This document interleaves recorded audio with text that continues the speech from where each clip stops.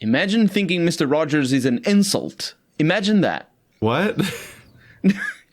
Do you know Mr. Rogers? What are you talking Everywhere about? you go. I don't know. I'm just saying. What is this a reaction to? This is not. It's not a reaction. Did you just randomly just conjure this thought?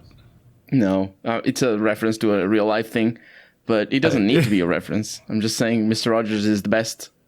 I don't know what's happening. We didn't have Mr. Rogers here. I'm very confused about what the stance here is. Like, does anyone have a negative stance towards Mr. Rogers, the fucking friendliest guy on planet Earth? Like, We didn't have them here in Portugal growing up. So, you didn't have a Rogers. They didn't make a Portuguese version of him. I'm a Portuguese nothing version. like They it could have at just all. translated it. Jesus. Yeah, I suppose like his face is completely unfamiliar to me as a kid Yeah. growing up in the That's- 80s. Everyone, welcome back Probably to normal. Dialog Choices Podcast. It's been a bit because it just wasn't available. I've been not available like half of all days for the last 2 weeks. He's been available, just not to us. It's been a busy time. Sounds Been like a it. problem. Even today. Oh, no, wait. Today is the beginning of the day for you. I basically became available like 10 minutes before this started. Yeah, right. Like, it's like the beginning of me having any time again. And That's yet my daily... I apparently chose this to be the time to revive Monster Hunter despite that. Which is not helpful. Revive Monster Hunter? Yeah, I covered the Iceborne expansion last year, but I got stuck on a boss, and I just couldn't beat them. And Monster Hunter is just really brutal because the boss fights are like an hour long. Oh. And that is the whole game, basically. Like the core combat is just you fighting these big boss monsters for like 30 to 60 minutes each time, pretty much. And when you're progressing through the main story, you're fighting new hard things you've never beaten before each time. So that just means all the more that's going to trend towards the higher number each time. And then if you lose, you get to start the whole thing over. And if you used up consumables that you're out of resources for, you get to go farm those again and so on. And or if you realize that you aren't well equipped for this fight, then it's time to spend hours and hours like fighting other monsters that take a long time to fight to farm up the resources to get the new set that'll help you fight the thing that you're fighting. It's just a whole thing. I like that. Like in theory, that sort of gameplay really.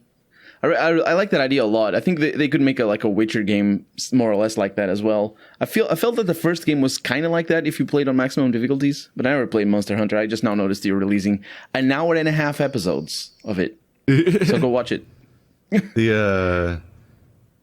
It's Monster Hunter's neat in part because one, for people like Dark Souls and stuff, you just have like the really really big like meaty combat with the big heavy swings and all that, and sort of planning ahead and not just like mashing at things.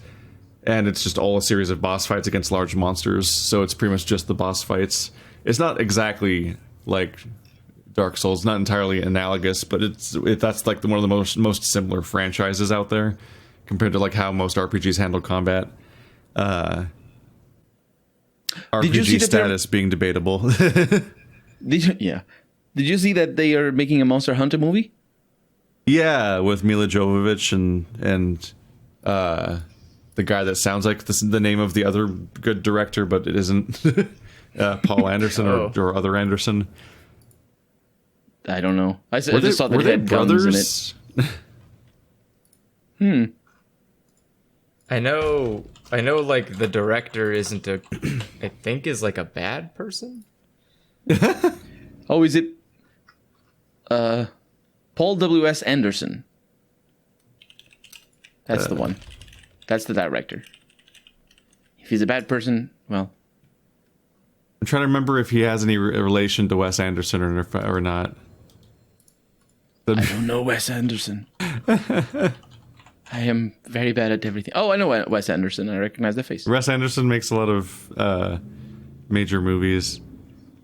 Well, not major movies. Relatively small scale, but beloved movies in many cases. I was just like, are these two people... I wonder if I got it stuck in my head at some point, or if it was the case that they were like siblings, and it was just this funny narrative where one of them makes like these beloved art films, and the other one is like just making like trash, kind of mainstream stuff. Well, it's more of just. I think it's definitely more of the. You do something for fun, you do something for profit. You do something for fun, you do something for profit. It's all really for profit, just maybe not your profit. Yeah. Well, that's what I mean. Like he's making money, he's making capital, so then he can go and fund something he wants to actually do by making something that somebody else wants him to make. So apparently, this Monster Hunter movie is going to have weapons, or rather firearms, but the firearms don't work against the monsters.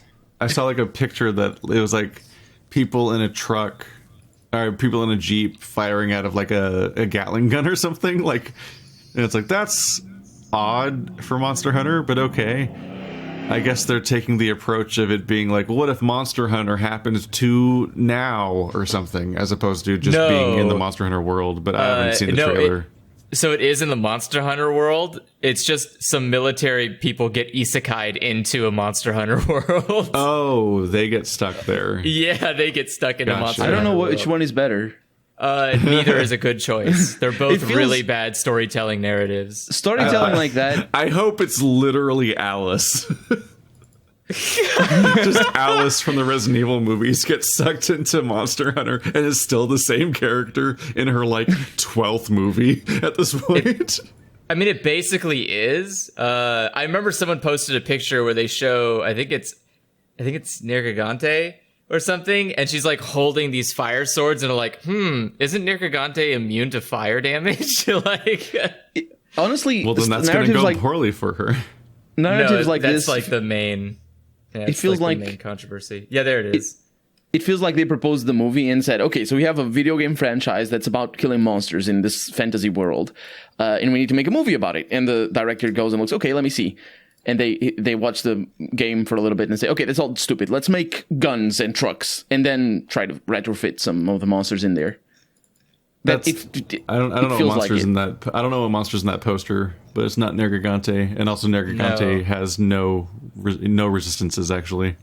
I forget which one that is. In any case, the monster in this picture is immune to fire. So the joke is that this is a dumb poster because it could never work. It kind of looks like Diablos.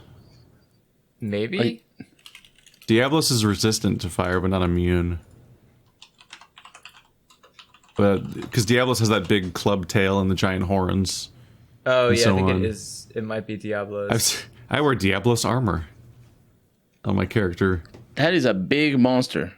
That's the thing about the games as well. Is just it's got a little bit of that Shadow of the Colossus style to it. Yeah, you're fighting these huge creatures. So in Monster Hunter World, it is immune to fire.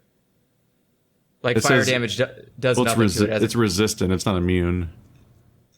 It has an X over it. It means it does nothing. It's just It's just neutral. It does no bonus damage to it whatsoever. Oh yeah, I was looking at the wrong page. Yeah. So it is just. It's like. What a pointless picture you've created, but it only makes zero sense to people who know Monster Hunter, which isn't the target demographic of this movie. Yeah. So it ultimately doesn't matter at all. But look at this from this perspective. She's running away from the monster with her flaming swords, which means that she probably noticed that.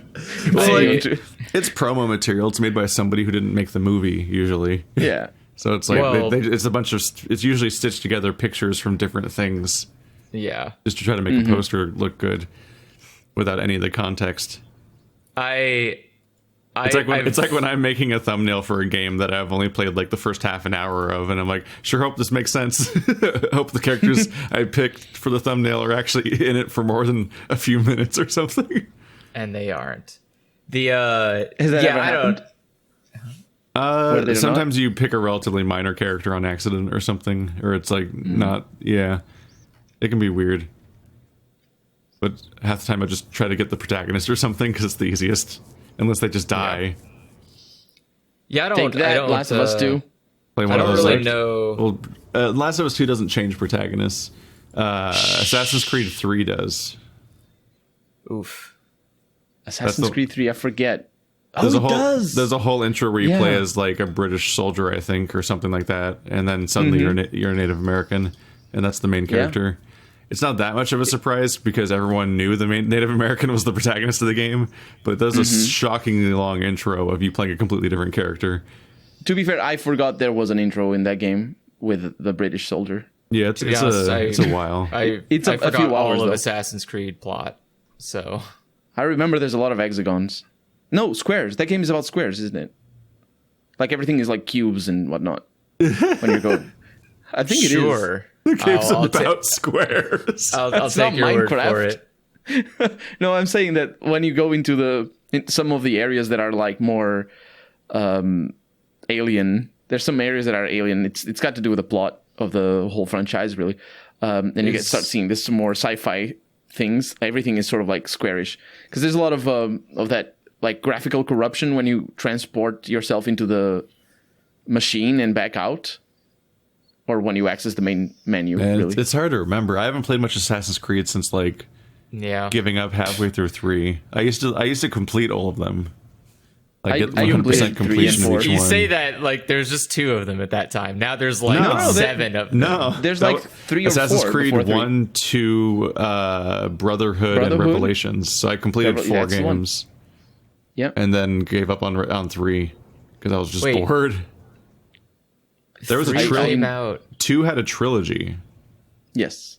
They did this thing where they gave them subtitles instead of sequel numbers because for a while there it seemed like their approach was going to be to make each number be a new protagonist, and there was a trilogy of Ezio games. There was Ezio, right? But there was no Altair. There's one trilogy. Altair, and then one. There's also an Altair handheld game that had a subtitle. Then there's at least 3 Ezio games, and then 3 There's was a new protagonist, because Connor, there's I think. handheld games for Ezio. And like the 4th one was the pirate one, so it was already a new number again. When before that they weren't doing numbers for each sequel, but they immediately stopped using Connor and switched to a pirate, and then they never used a number again. Because numbers don't sell. Gave up on that structure.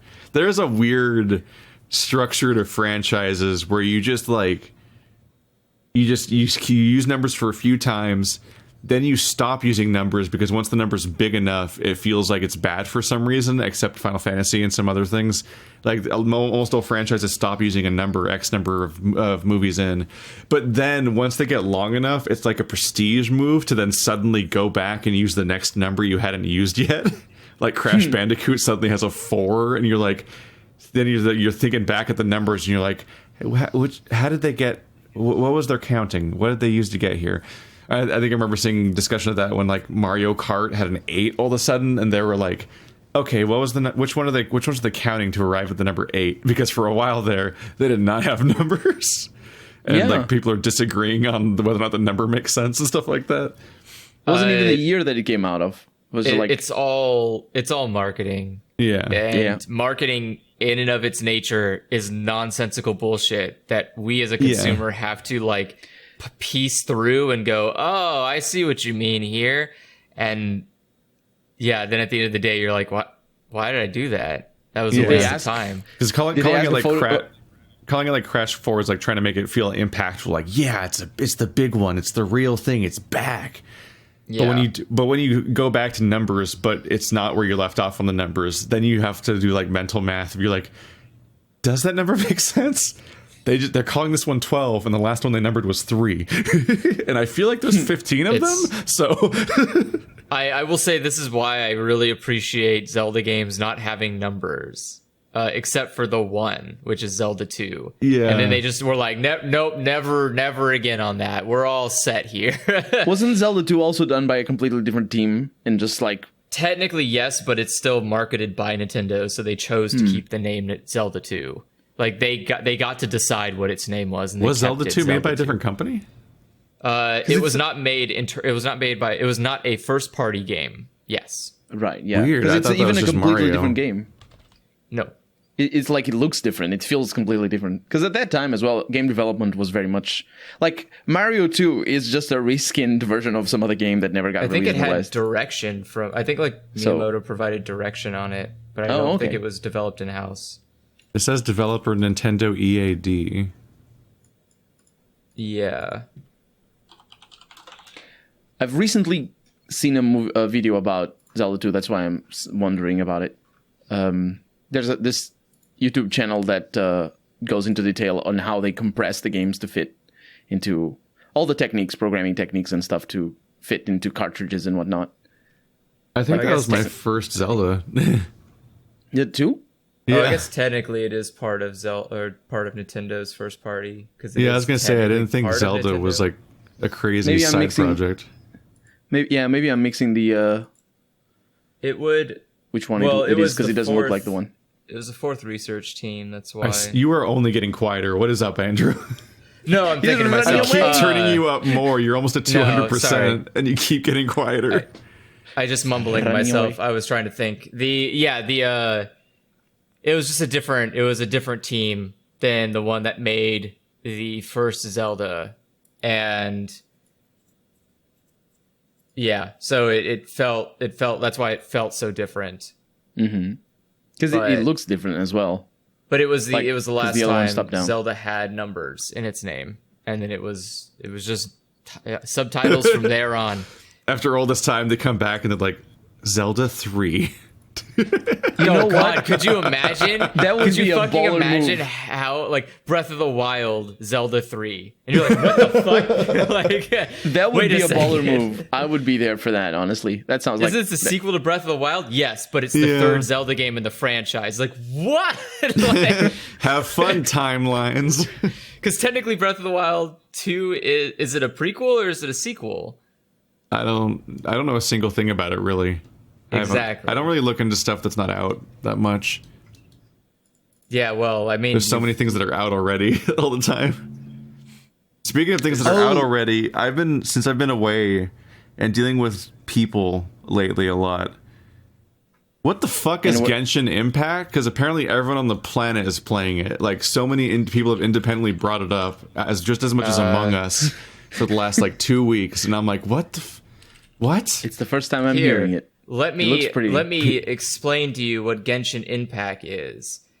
Because I looked at a screenshot of it at first, because someone was like, are you going to play Genshin Impact? And I looked at it, I'm like, that looks like a JRPG, so no. So, and then that's as close as I looked. What if someone took the concept of Breath of the Wild and added gacha mechanics to it? Why? Also cute anime girls. Welcome to Genshin Impact. Cue anime music. And that is your explanation. That's all you need to know. Do you want to play Breath of the Wild, but with RNG, pay-to-win, random mechanics involved? If so, then Genshin Impact is your game. You may like it because it has anime. I just opened a video. I just opened a video, and the first thing I see is a tiny blue girl that looks like she's 4 feet tall, and she's poking her finger at her mouth, like, "Ooh, you mean me?" It's like I hate this aesthetic. I don't want to play as aesthetic? Oh God, is that what you play as in this game? No, I think you play as the bigger ones. Yeah, you play as a bigger character. Because when you're like, Breath of the Wild sort of inspired games, I'm like, that sounds interesting. Oh, this person is fighting a straight up a reimagining of the mech dudes from Breath of the Wild. Like the weird, like I've been sitting here in this field for 10 years like Bastion, and I just woke up like mechs. Yeah, it does look very, very similar to that. All the interface and health meters and what look really familiar. Yeah. But then he opens up a menu full of ladies, and I'm like, this looks like a fucking game I would never want to play ever. You gotta roll to get those good characters, man. That map his mini map is just the map from Breath of the Wild. Yeah, the zone location announcements in the middle of the screen look like the font from Breath of the Wild. Half of this is like, that could be good, and the other half, oh God, actually when I'm looking at this video is like 80% looking at menus where a bunch of things have star ratings, and I'm like, I don't want it. But you want those stars. Come on, that's what you play games for. I just want to play a Breath of the Wild inspired game because that could be good, but this is also inspired by a bunch of predatory gross things. Keith. I don't want to play as any of these girls either. Keith. Gacha games are not predatory. Her name is Sucrose? Oh. Look. There's one of them named Sucrose. I seriously don't know what your complaint is here, because this is one of billions of fucking gacha games that exist. This one just happens to be on consoles. That's the only difference. I didn't know that gacha games had gameplay.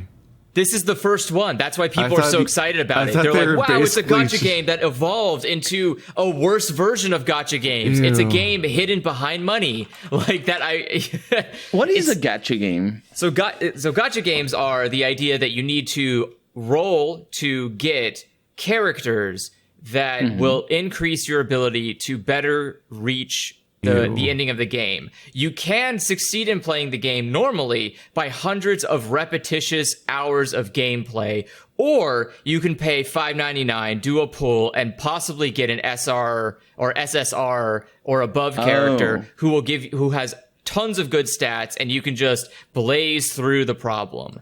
So it's like if Final Fantasy VII required you to be level 999. But you could also pay to get there. Usually the gameplay, from what I've seen, looks really minimal or kind of like watered down. Because I think there's like a Fire Emblem game and stuff like that, and you get like packs of heroes, like booster packs for a card game. But also, it's not just like the heroes have a set identity and they're all the same. It's like, oh no, that's a silver Marth, and you're gonna want to get like a platinum Marth, or that's a C Marth, and you want an S Marth. Like they have ratings that makes them better and so on. And it's like it's RNG loot box mechanics made as a core mechanic of the game. Yep, and I hate it. And, I'm super not touching this game. Everyone's been hyping there's your it answer, up. Mr. Commenter that asked that. I spent the last few weeks getting hyped up on this game a little bit and being curious because people keep talking about it so positively, but that's because they have trash taste, apparently. Now we just are here to make you like the people who you deal with less. Just play Breath of the Wild again. Because now you're retroactively realizing they were all talking crap.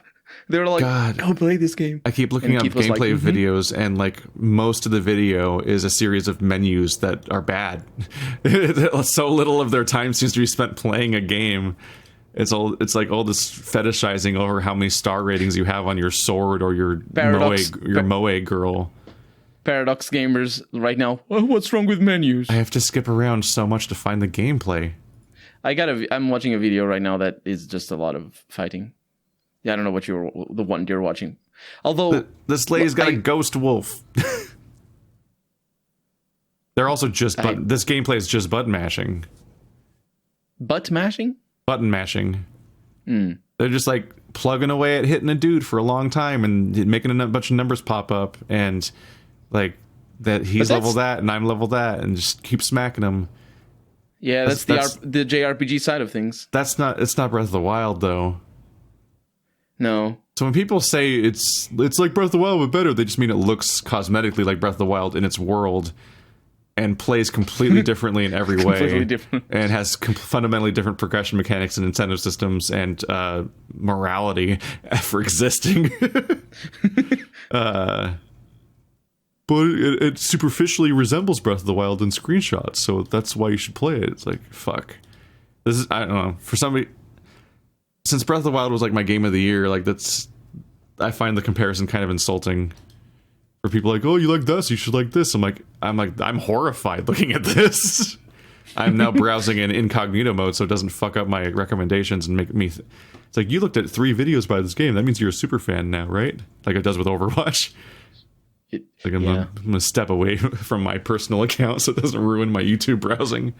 I have a separate account for that sort of thing, just so I can watch guitar making videos and not get swarmed in my own. Man, it's like everything. The moment you watch somebody, like JRPG combat, gotcha mechanics, and moe girls, it's like everything that I don't want. For me, I think JRPG mechanics are like at the face of it, I think they're totally fine, honestly. But I think the reliance on the grind is what really turns me off of those games. Is that there's there's just this assumption that you're going to be fighting trash mobs a lot, which happens a lot with real-time games in Western RPGs, but it's just not the same. Like, can you imagine, like, because the thing is, for me, the problem is that it's turn-based. If it's going to be turn-based, you can't have trash mobs. Every combat needs to be good. And you look at the game like what's that game that Banner Saga? Can you imagine Banner Saga with trash mobs instead of like relevant fights? Filler content as opposed to like everyone being an impactful designed encounter. Yeah, no, I'm with you there. Right, I feel like if I want to play a turn-based game, I want every encounter to feel like it's a unique, different experience. Like at least in like Banner Saga and XCOM sort of way. Although to some extent XCOM is more like it's re-randomized elements, but like it has a base mechanic set that can make fights feel consistently different for like many hours. Mm-hmm. But you play most JRPGs and like you get out of the starting town and you walk into like the random encounter zone and you fight a dude and it's not that hard. You mostly just button mash through and just auto attack him. And then you walk 5 more steps and you get the same fight again. And you're like, what? Yeah. I just did this one. I proved I can beat this one. Why are you doing it again? It's like, I can see that. That's what I was like about like Dark Souls. Like they repeat enemies, but they configure every single encounter to be like, well, now it's a different number of enemies, or now they're positioned differently, or now it's like 2 of those guys, but they're being covered by an archer up on the high ground, or like the environment makes the fight different. Like every single fight should have a meaningful design that's intended for play and not just to spend more time. And the thing is, like even mobile games that are reliant on turn-based combat, like they have such a huge amount of difficulty steering away from that JRPG sort of attitude towards trash mobs.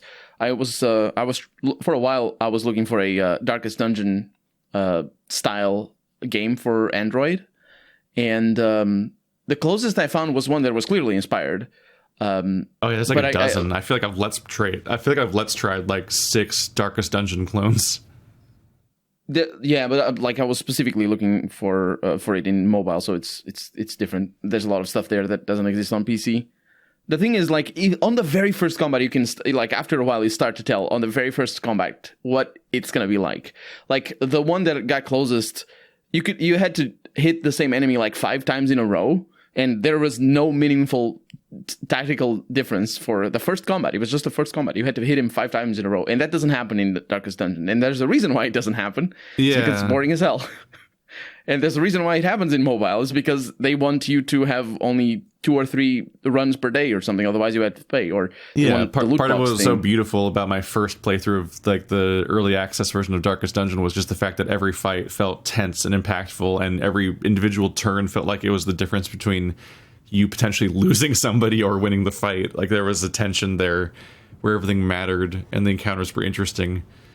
And a lot of the JRPGs I've played and seen, it's just like, make the pretty colors happen. Just keep hitting them, and then yay, pretty. And it's like I hate it. Like that epitomized was Tokyo Mirage Sessions, and I was so disappointed because people keep hyping up like of all the JRPGs, like even if you don't like JRPGs, like the people that like Atlas, they make the good ones. They make Shin Megami Tensei and Persona, and those are great. So I played the fucking Fire Emblem Shin Megami Tensei crossover that was by them, and it's like, this is filler. Like, the story is filler. Most of the places that we go to are filler. Like all the combat is filler, and like specifically, every time you proceed and in the leveling system and unlock something new, you're always unlocking another thing that's going to make fighting slower and longer and less tactical. Like it has a system. Like, do you know much about Tokyo Mirage Sessions?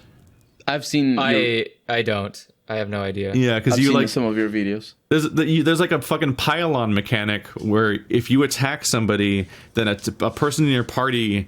If you hit somebody, if you exploit somebody's weakness by hitting their elemental weakness, which is basically just on the screen most of the time anyway, it's like hit him with fire or hit him with a lance or whatever. Like they just tell you.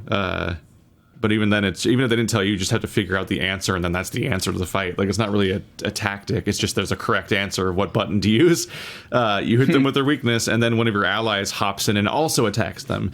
Then as you level up, you get more and more unlocked chains where like at first it's like one person hops in, and then eventually it's like 7 people hop in. So like you do one attack, and like 7 consecutive people all hop in from not only your main party, but all of your reserve party members all start hopping to attack that person in a huge sequence of attacks. And you just watch that happen. every time you do an attack from that point on. But then it gets worse because you get all these combo attacks where two of your guys can work together, and those attacks where they work together are they're unlocked by like major like moments throughout the storyline where they do like a music video because they're all idols, and so it like plays an entire dedicated cutscene based on that music video every time that attack happens. But on top of that, if you ever do like something that's basically the equivalent of like critting or something, I think there's like also normal crits, but there's also like a different kind of crit that spawns a special event encounter like attack, and that itself is like it's also like some sort of extended like music video kind of moment thing. And it just leads to a situation where it's like I think these can like loop into each other where like you could attack somebody with your chain attack, then midway through the chain attack you're queuing up your fucking like music video that's going to play after that. Concatenated cutscenes. And at some point it's just like there's like you press one button and then a minute passes of just the game showing you how like glammy it is and all the cool stuff that's happening. I find like, that it's so much, so weird. It's exhausting, so and if you think it sucks, I wonder if I can find a video. I think I uploaded a video or something that like showed just how long it can be between turns. Like if you think this sounds exhausting for normal gameplay where things matter, like when you're fighting a boss fight, it's so much worse when you're trying to be like, okay, I'm underpowered for this boss, I gotta grind now, and you're just like bored out of your mind grinding because the grinding is so time consuming, because the fighting is so time consuming, because every action just takes so long and you're doing so little. You don't even have the satisfaction of button mashing through combat because you're not getting to be like, okay, now it's not like, okay, now Yuna attack, now Titus attack, now Orin attack, and you're just mashing it. Like it's like, no, do one thing and then wait a long time. Do you know what dual screening is, or if it is still called that? It was for a while. Do you know what I'm talking about? About using your phone when you're watching TV? Well, I have multiple screens just on my computer too. Yeah. Like the multitask, yeah. For a while now, American television, I assume television in general in all over the world, has been made. Some of it, anyway, has been made with the concept that a lot of people watch television while also being on their phones or doing something else. And there's, this is very common for certain types of television, obviously, for things like maybe for like the news shows that people eat while they watch the news shows or whatever. Like things are made with the knowledge that people are not going to be paying full attention to the television. I wonder, because the reason why I mentioned dual screening, which is the whole where people watch television while being on their phones on Twitter or whatever. Japan has a longer history, as far as I know. Andrew might have a better insight into this than I do. A longer history of people being on their phones while watching television, or I assume maybe playing video games. So maybe that's why we see this. That shit drives me insane.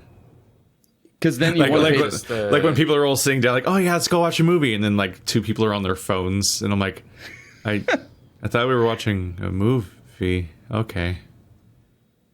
Ooh. I think that's definitely that's like an American thing, for sure. I had a friend of mine that like wanted to watch all of Breaking Bad, and then they would constantly is it Breaking Bad or Hero? I don't remember. We were watching like a DVD set of some show, and they were constantly like thinking that they're success. Like I talk about this all the time when people think they can multitask more than they actually can, because you can't really notice that you're not noticing stuff. But like they were constantly just like not really aware of what was happening on the show, or what characters had to do with each other, or what the plots were, because they were multitasking the entire time. And it's like, you're not absorbing any of this. And so I always wonder when people voice their opinions about media, I always kind of wonder, like, how much attention do you give to your media, though? Because I'm always wondering. Like, I walked into my brother watching Agretzko in Japanese, but on a second monitor while he's playing a video game, and I'm like, wait a minute. That's the reason I stopped watching anime, is I can't do it well. Yeah, I'm like, watching a subtitled anime kind of takes your full attention. You can't just like not look at it and be like, oh, whatever. That depends. He's not. I do that all the time. He's not your weird next level weeb where he like knows enough Japanese to just not look at the screen, and then his takeaway is like, "Oh yeah, it wasn't very good. It's whatever." And it's like you didn't watch it. It was just running in the room. That's like a podcast. Wait, that's confusing. Why didn't he? It's in English. Why didn't he just watch it in English on Netflix? Because he probably thinks like Japanese is better, right? But then he won't give it his full attention. Well, yeah, which it is. So it just isn't working. But like, if it's something I've never seen before, I usually almost always put my focus on it if it's in Japanese. But otherwise, like, yeah, I would just like a Gretzko. If I didn't want to pay attention, I would just watch it in English. Yeah. Like I've done that for what is it? I did that for season 2 where I was trying to do dishes and stuff while I was watching it, so I just switched it to English because I just need to hear the things. I don't need to actually see what was happening. And but that's also so like even that is because there's so much animation though. There's so much work put it. No, there's really not much context you're losing in a Gretzko by not visually. No, I love watching a Gretzko. And that's fine. To me, there's Bakemonogatari that with the long drawn out animations that are basically they're very simple animations. They're not anything that I'm like, oh no, I missed out on a really good scene. Like I just like the characters are consistently really well characterized visually, and so they have a lot of little ticks to their animation that add a lot to it for me. Oh yeah, but the thing is, like, there's nothing stunning about it visually. It's very very consistent. Yeah, they do these little trembles and things. It's like really specific things I'm not used to seeing actually. Yeah, like Haida has a thing where when he talks, he kind of like ne, and his head tilts, his arm leans. Yeah, there's a lot of physical traits that they all have because they're actual fleshed out characters. Yeah, But the story itself isn't something that I need to see. It doesn't often portray its story visually more than it does just explain it to you. Let's say like, all right, we did the thing, or I am exhausted from doing the thing. It's like, okay, so I just need to hear that, and I'll just switch it to English, do a thing, and listen to it, and then come back and put it in Japanese. But yeah, I don't know what you would get out of. That's crazy to me. You would swap? I don't know. I just give every show my full attention when I'm watching it. But some shows, I don't have time. It's like YouTube video essays are what I multitask during because usually the visual. Yeah, well, it depends on the specifics, but like when an H Bomber Guy video comes out, that's full attention. But a decent number of like Philosophy Tube and ContraPoints are often them in a costume sitting pretty still most of the time. So I can just like look every now and then and be like, oh yeah, that's what he looks like. And like, that's the aesthetic, but he's mostly going to be sitting there for like 20 minutes dressed like that. For me, it's the opposite. Those are the ones I pay attention because there's so much work put into it's good. Physicality of it. I just have an endless backlog, and then there's also a lot of video essays that are it's like I'm just showing clips from the movie, and it's like, well, I've seen the movie. So I have the context already. Do you want to know what I put in the background sometimes? It's always on, and to be clear, it's always on the second monitor. It's not like running in the room while I'm doing something else completely. It's like on the second monitor in front of me. I don't have speakers.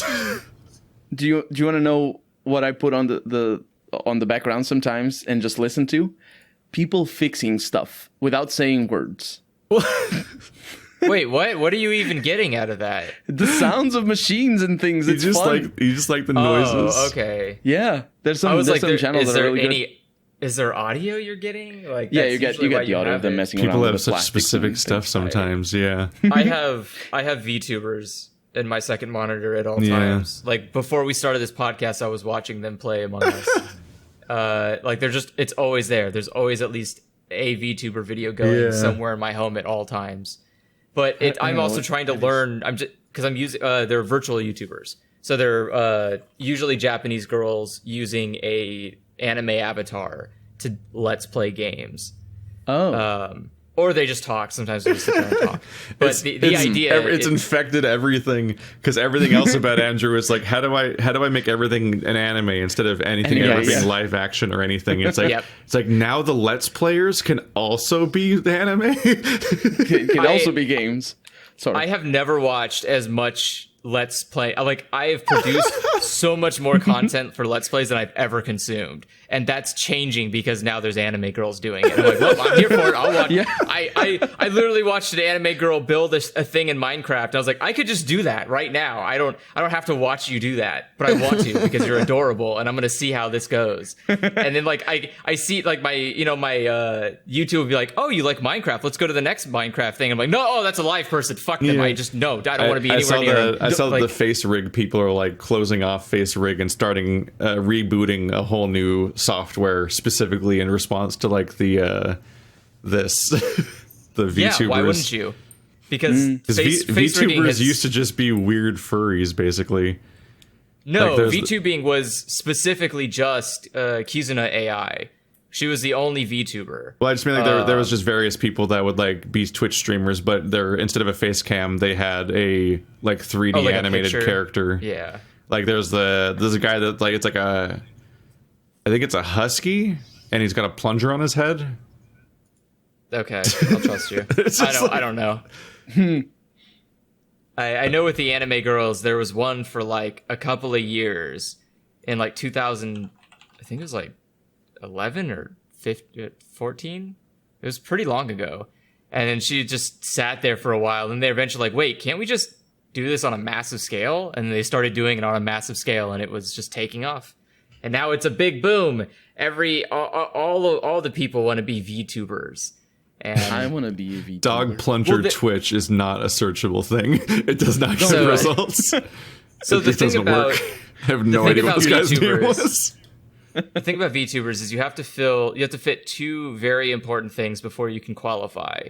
You must speak only Japanese as your native language, and you must have a very well designed avatar. I don't want none of that cheap shit. That's not good enough. And if I can tell that you can speak English natively, I don't want to watch you because you're not interesting. You need to say the words improperly. No, yes, I only want to hear you struggle. Like, if you struggle to speak English, I find you valid. You are a real anime girl, and you are allowed to do this. If not, if you can speak English fluently, no, I'm done. I cannot do that. It's disgusting. I don't want no American people or European people. I'm looking for specifically Japanese cute anime girls playing video games. That's the whole thing. Troubles with English. Yeah, well, they don't have to have troubles. They can understand the word, but there's a different. People who speak Japanese as their main language speak English in a specific way, and it's either really, really. I hate it. I hate it. I'm seeing. Yeah. I was trying to find the plunger person, but I found what came up was fucking. Oh no. It's Doge plays games, like it's a Doge streamer, and the whole gimmick is just that his face rig avatar is Doge, or we should say that it's a Shiba Inu, but it has these uncanny, horrifying Disney eyes. Okay, and it's just a lot. I just didn't need this today. Well, you did. You were the one who brought up like a furry VTuber, and his entire. His editing is infuriating. Let's move away from that. Let's make sure that Keith doesn't start his day off really badly. Yeah, I would focus on a question that's really good. No, it's not. Well, I guess we're not focusing on it today because otherwise there's a really good video that Higuk, which I don't recommend as a channel generally because I don't like anime YouTubers because they're bad, but he has a really good video on the history of VTubers, and it's really interesting. Just the sad capitalist underbelly of it all. But I don't care about that. Well, yeah, it's just the idea that like it's. Do you like roses? Well, let me tell you about all the terrible things that happen behind it. Do you like rings? But same thing. The cakes? Rings? Oh yeah, there's Aren't you talking about a specific type of ring? Because rings in general are not like dangerous. It's just metal curved into a circle. I was thinking more of diamonds, to be fair. Yeah, that doesn't have slave labor. Slave labor comes from diamonds. And diamonds are forever. Slave labor is forever. I mean, as long as diamonds keep being important, and Yeah. Now you've got a Which- slave in the diamond business. There's a lot of horrible slogans that you could just add slave to related to diamonds. and they are accurate. Yeah. When you're here, you're slave. So, Oh no, that's definitely not the right slogan. That's not a diamond slogan. Yeah, it is. When you're here, you're family. wait, what? That's Shane Company. You're right. Yeah, Shane Company. I Come thought on, that was. I listened to American you're radio right. growing up. I know all of the stupid jeweler. I remember his Pringles. voice now. I mixed it up with Olive Garden. You remember his voice? Yeah, no, you heard that so many times. Yeah. Yeah. But no, I mixed it up with Olive Garden, which also has like a family slogan, I think. Oh yeah. Now you have a friend in the or now you have a friend in the You almost diamond did it again. business. Yeah. Now you have a friend in the olive business. In the olive business, which is also, by the way, not a great business. No businesses are great. That's not true. Welcome to world. Eh, I would argue. And then silence. I'm sorry. I was trying to think of a good business, and no, it let's took not a while. let's not Yeah, rack our brains. It's gonna be a hard one. Profit, because gonna take a you're always while. going to be. Yeah, you're always going to be profit. I would motive. say Profit I would motive. say landscaping that's done by children is a good business. What? How is that a good business? No, It's absolutely a good business. You you're know why? exploiting the Because kids. exactly, because there's nothing that they're doing with their lives, and you can turn it into profit for them. They Andrew's make just the like, money. yeah, fuck them up. Yeah, teach them about capitalism early so they don't make the same mistakes we did. Just don't Which give is- them sharp utensils, otherwise they might cut their fingers off. Well, I'm not saying like they're trimming your bushes. I'm saying they're just mowing the lawn. God, not asking for like. Oh, I see where you're coming Yeah. from. Oh, It's you like, mean what? like It's like lemonade stands? Yeah, it's like 30 minutes of labor for whatever the I- kid wants. I don't know. He goes to the store and buys a video game or some candy. There's or probably a new families- bicycle. There's probably different families that see that sort of chore differently, but in my family, we didn't have a lawn. We had 2 cars though, and I had to clean them, and I hated it. Guess what? My car is always dirty. I But didn't ever had to Yeah. clean cars So because that was. Sorry, for context for the previous JRPG discussion, I posted a video that I found. That was the one I posted before. And it's called is this Adlib. one? Yeah. It's called Adlib and Duo Attack Tokyo Mirage Sessions hashtag FE. If you want to find the exact video on YouTube in the audience. The noteworthy thing is that the first 80 seconds of this video feature the selection of one attack. And then it just plays itself for half an hour, basically. It's like all right, fun stuff. But yeah, I tracked down the exact example that I used before when this discussion came up in the Discord, the other Discord. I remember you showing me a video and it was like almost 5 minutes of people attacking, and I was like, "Bro, what the hell? When is it over?" It's just waiting. Like there's even a little 'cause it line. was- They even wait in line. Like there's a little queue on the bottom of the screen showing the many attacks that are all going to happen slowly back to back. And then and it has the gall to be like to say what your combo is in the top corner and have like one of those like miraculous, like give it a big hype word for how good your combo is when it's just happening on its own. Like you unlocked it naturally by just playing the game and progressing through the story, and you got all these combo unlocks, and you're not making interesting choices at all, and they're just flailing, and then you think the combo's over, but then the combo just seems to start over, and you're not sure why, and you're like, wait, did it start? Is there another line? Is there a second line that was activated by something else? Because sometimes the random effects, I think, can just trigger the entire chain to happen again, practically. Like, I've lost track of how convoluted it was, but it was definitely, like, convoluted for the sake of being convoluted, but not in a way that really affected your decision-making, which is the only thing that should matter in combat. Yeah. Is, like, Well- what am I doing, and what are the choices I'm making, and is that engaging? That's the thing, is like there are branches of games, and some of them, predominantly a lot of JRPGs, are not built for watching. They're built for experiencing. So they're not built for like recording, they're built for experiencing. So like you as a player are supposed to be like, wow, these are all the characters I love. And I love seeing them do this cool thing. And after I do this one fight, I'm going to put the game down and come back in 2 weeks. And I'm not going to remember any of this. It's just like, it's pretty people being pretty. Yeah. But Inoffensively and boringly. And I'm like, the whole time I'm just like waiting, like, when are we going to get to the part where you get into how creepy and predatory the idol industry is and any of the drama that, you know, because if you're writing a story, you want to have like some kind of drama and conflict. Like, surely you're going to get into like how, like the struggles that are involved in being in the idol industry, right? No. Completely waste that premise. It's like, cool, so I'm not here for the story and I'm not here for the gameplay. It's like, if I'm here for the music videos, they're 20 minutes of like a 60-hour playthrough, so that's not a great ratio. Yeah. But compare and contrast to games like Battle Brothers, where you have options in the option screen where they can speed up your turns and the enemy's turns, so it makes the combat basically chess, because everything like I beat Anachronox recently, and that game was definitely improved by the fact that you can go into the text documents for the game and assign a hotkey to the fast forward button. That was like a secret developer feature that you're not supposed to have access to. And whenever you press that button, the game moves 8 times as fast.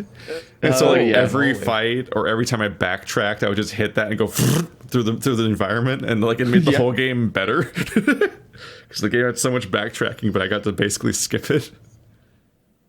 That's That's good. That doesn't sound good. I mean, the original game doesn't sound good, but you make it better.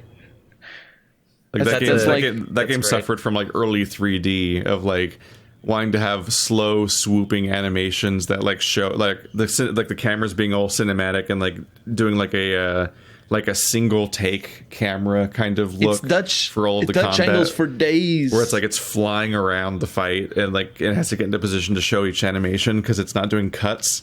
And it's like, this probably was neat looking in like the year 2000, but now it's just like, why does it take so long to do anything? And then you go and you just hit the button and you just like fast forward through the animations when you're done with them.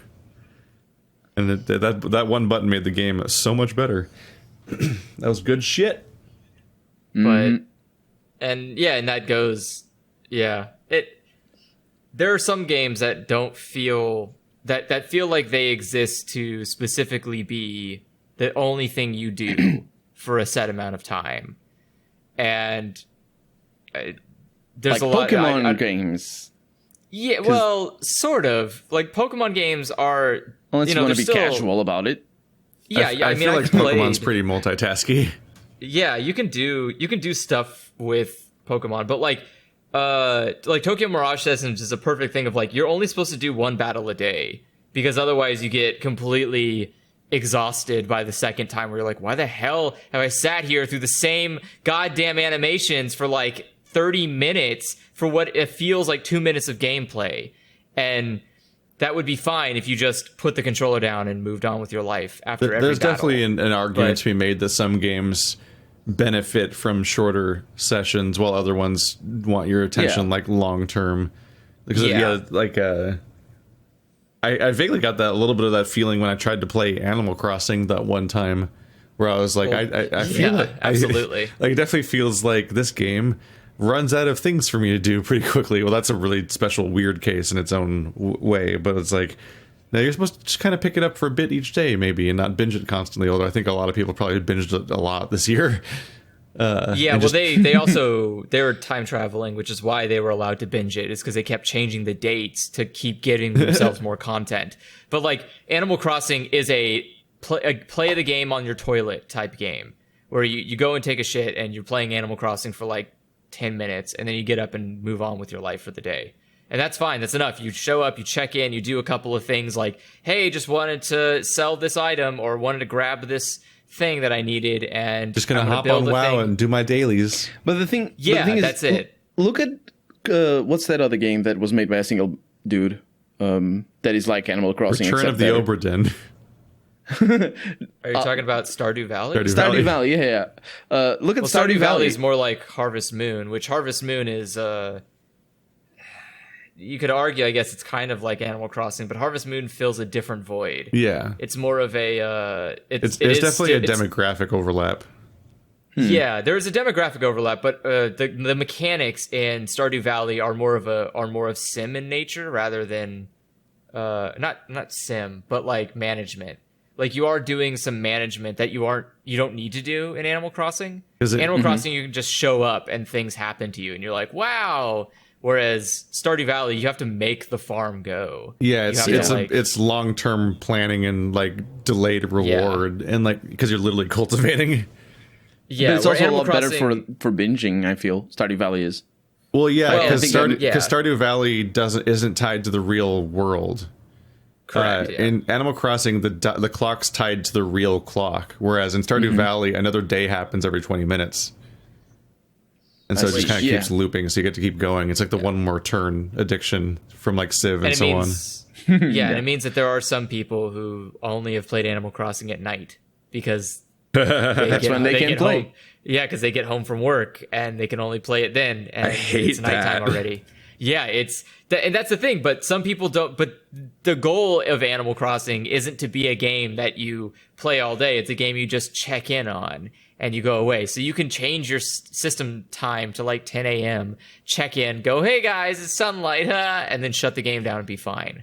But yeah, the argument though is that there are some games that definitely feel like they don't expect you to play them in one sitting, or at the very least, they don't expect you to play it for more than an hour at a time. Like Tamagotchi. Well, Tamagotchi again, has like you're waiting for something, but yeah, I mean, but then you have games like Minecraft is a game you could just play forever and ever and ever, and it won't stop you at any point, nor does it need to, because you tire yourself out in Minecraft. But when you play like a JRPG, you might get tired really quickly because the game itself is exhausting. There are a lot of games that give you this question of like, what is the pacing like? What is the intended session duration? It's like some games that are a certain range where they like. I got this a little bit with There Is No Game, where like there's some games that are a few hours long, but they don't feel like they have any sort of like they feel like they always have a momentum to them, where there's no brakes on this train and there's no clean places to stop because the game never really stops moving. It's always in the middle of a sequence. And so I was like, where am I intended to like stop for the day and take a break? Because you can't really like quit out and be like, oh, there's nothing happening right now. You have to go walk over there to make the next thing happen. So let's just go ahead and quit now, and when you load it up tomorrow, it'll be exactly here. And it's like, no, you're gonna quit in the middle of the people talking. It's gonna feel like you're Alt F4ing out of the game because it won't stop moving. And then when you come back, it's gonna awkwardly start playing from some spot like 5 minutes ago, and you have to get back to where you left off because it's like that kind of thing.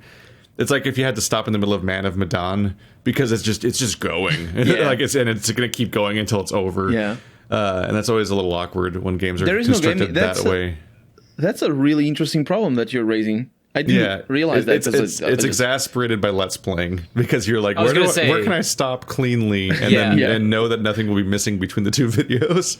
Let's Playing gives you a very good insight into a lot of mechanics in games. Yeah. Like ability to change monitors, ability to save, like where can you save games? There's so many like little details. You go like, man, if only some jackass took 3 seconds to think about this from my perspective. There's just things that come up where it's like Monster Hunter has the cleanest thing ever, where it's like you have a home base, you fly out into the field and do a mission for like an hour, and then you get flung back into your home base, and obviously every time you go there is a clean time to like save and quit.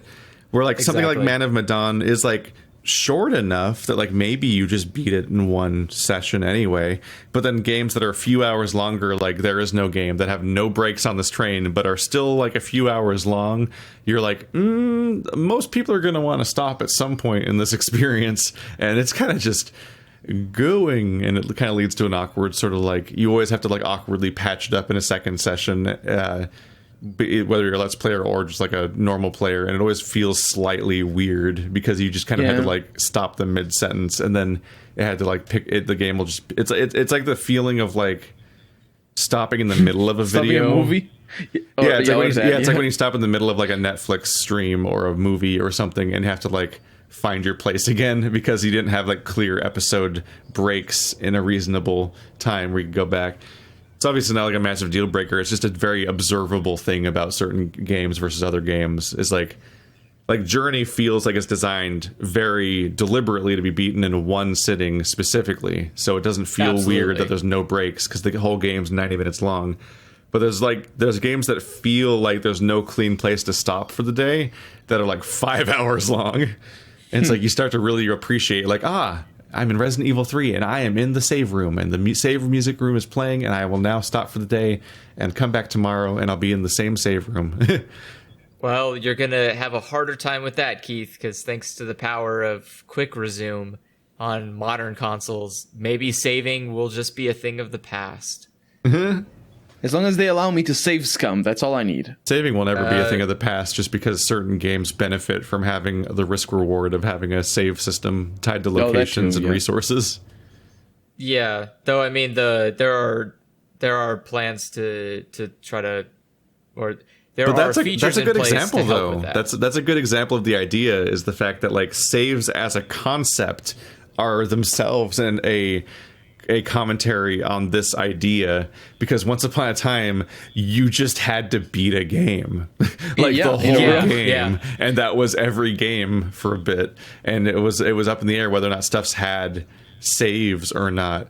And like Mario, like the first Mario game had no saving. You either beat it that day or you did not beat it that day. A lot of kids like leaving their SNES on and stuff like that. That was a thing. And I think it makes sense. And this entire genre is based around that. Like roguelikes are based on the repetition because you couldn't save. Because it was supposed to be short. Yeah, and the idea, and a lot of that idea comes from arcades too, because arcades obviously don't need saves. You just put the quarter in, start your match, and then you either beat it or you don't. And I think so when there was that transition from arcades to consoles, you started seeing a lot more people like, why would I do a save? You either beat it today or you don't, kid, and then you turn it back on the next day and keep trying until you get through it in one sitting. It always sounded like such magic to me when I heard that, like via like anime and things, that there's like Japanese arcade machines that had memory cards, so you'd like buy a memory card and you would like have it and so on. And I was like, I have one. I have one of those. You have an arcade machine? No, he has a memory card from Japan. I have a memory card from Japan, and it's yeah, you put it, you put, I think it was like $1. I had to put like $1 in a machine. It prints out this little card. And when you go to the machine, you have to put the card into the machine. And it goes like, oh, hey, it's you. It just says like Andrew. And then you like, this is where you left off in the game. And I was like, oh, okay, cool. And I can just go to any arcade anywhere in Japan and just put this stupid card in.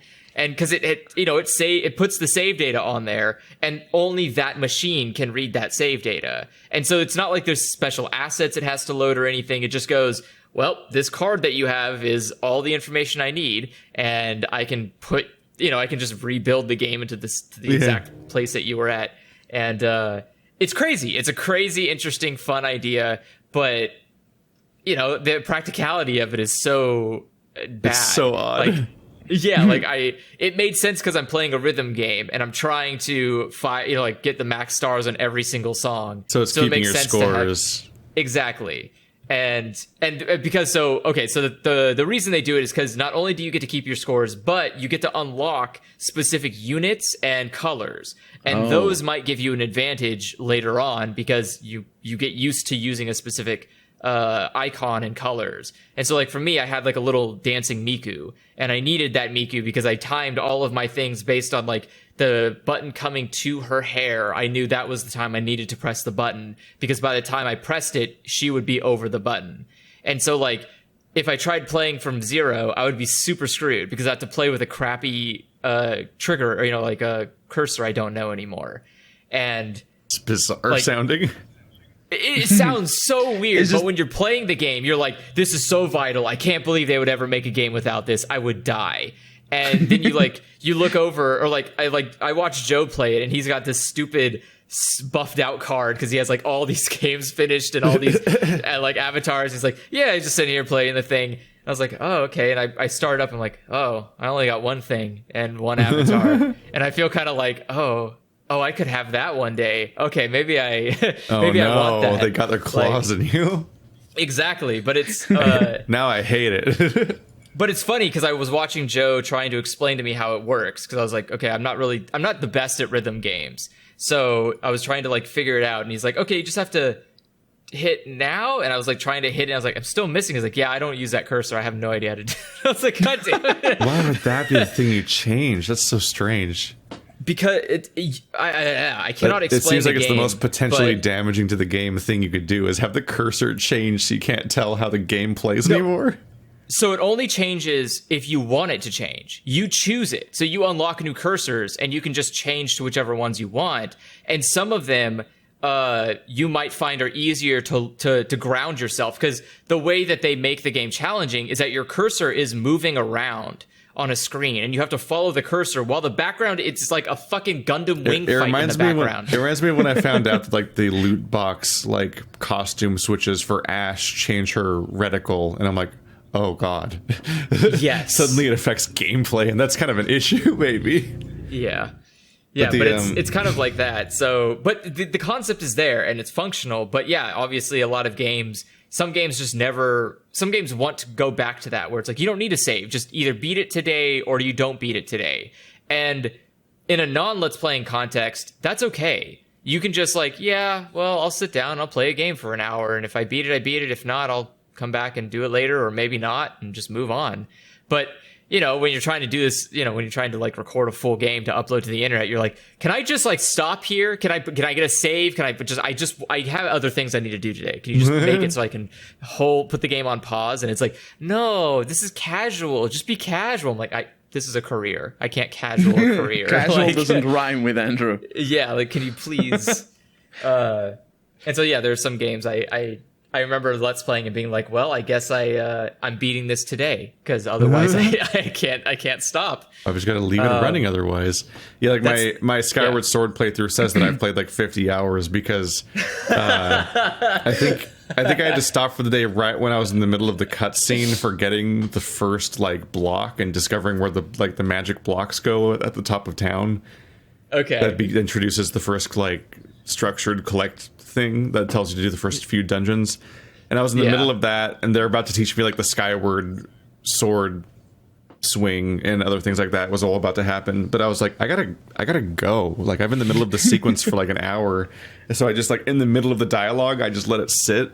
I just went away, and I came back like 2 days later when I was ready to play that game again. And so, like, in that whole time, Canada's the clock running in game. So it's like, Fee will tell me that you've been playing for like 40 hours, and I'm like, I'm not at the first dungeon yet. So, you're doing really hero. badly. Yeah, you're the hero of slow. Yeah, this is hero of too much time. Am I right? I've been dealing with the memory shit too, where I kind of forgot old consoles were like this a little bit, because the first mainstream popular console to have a hard drive was the Xbox. And even in that generation, its two competitors didn't have one. The Sega Saturn had memory in it. Did it have memory in it? Yeah, I remember that was the only console I have ever had. So I had saves on most of my games. It feels so alien. Because, it was amazing. Like, in comparison to all my colleagues that had the PlayStation and they had to pay like $8... at the time, we had a different. So how much was it? Like $40, I think, for a memory card. Yeah, they were. I was like, cheap. For $40, I can buy 2 games. But I've been. But for $40, you can store like 6 games. But I could already with the Sega Saturn. That was amazing. It was like I played a bunch of games there, and I loved it. Well, then some genius was like, what if we just put a chip in the cartridge that makes it so it saves even the PlayStation the 2 didn't have memory, did it? It had memory cards, no. Yeah, you had to use cards. And I've been trying to set up to cover more and more classic games with the Frame Meister and all that. And it's like, it already feels like it's enough to be like, all right, I'm online. And it's like, okay, that's a GameCube. It's got all the right cables. It comes with the controller. It's like, all right, like and you don't have a memory card. Yeah, I'm looking at this, and it's like, this bundle looks like they're doing it right. It's got all the things you need to play the game and to be like set to start playing GameCube, and then you got to buy additional controllers if you want more than one. But like that's like a good bundle that makes sense. Then it arrives, and I'm like, wait, I won't be able to save my game. I need to get a memory card. I was like, oh, fuck. It's like, I think I'm all set to start the Halloween thing and play Eternal Darkness. And I'm like, I don't have the ability to save. We're going to have to wait a few more days while I find memory cards, which started a whole other thing, by the way, where like, every time you look up a GameCube memory card on like Amazon or eBay, all the reviews are calling it like fraud.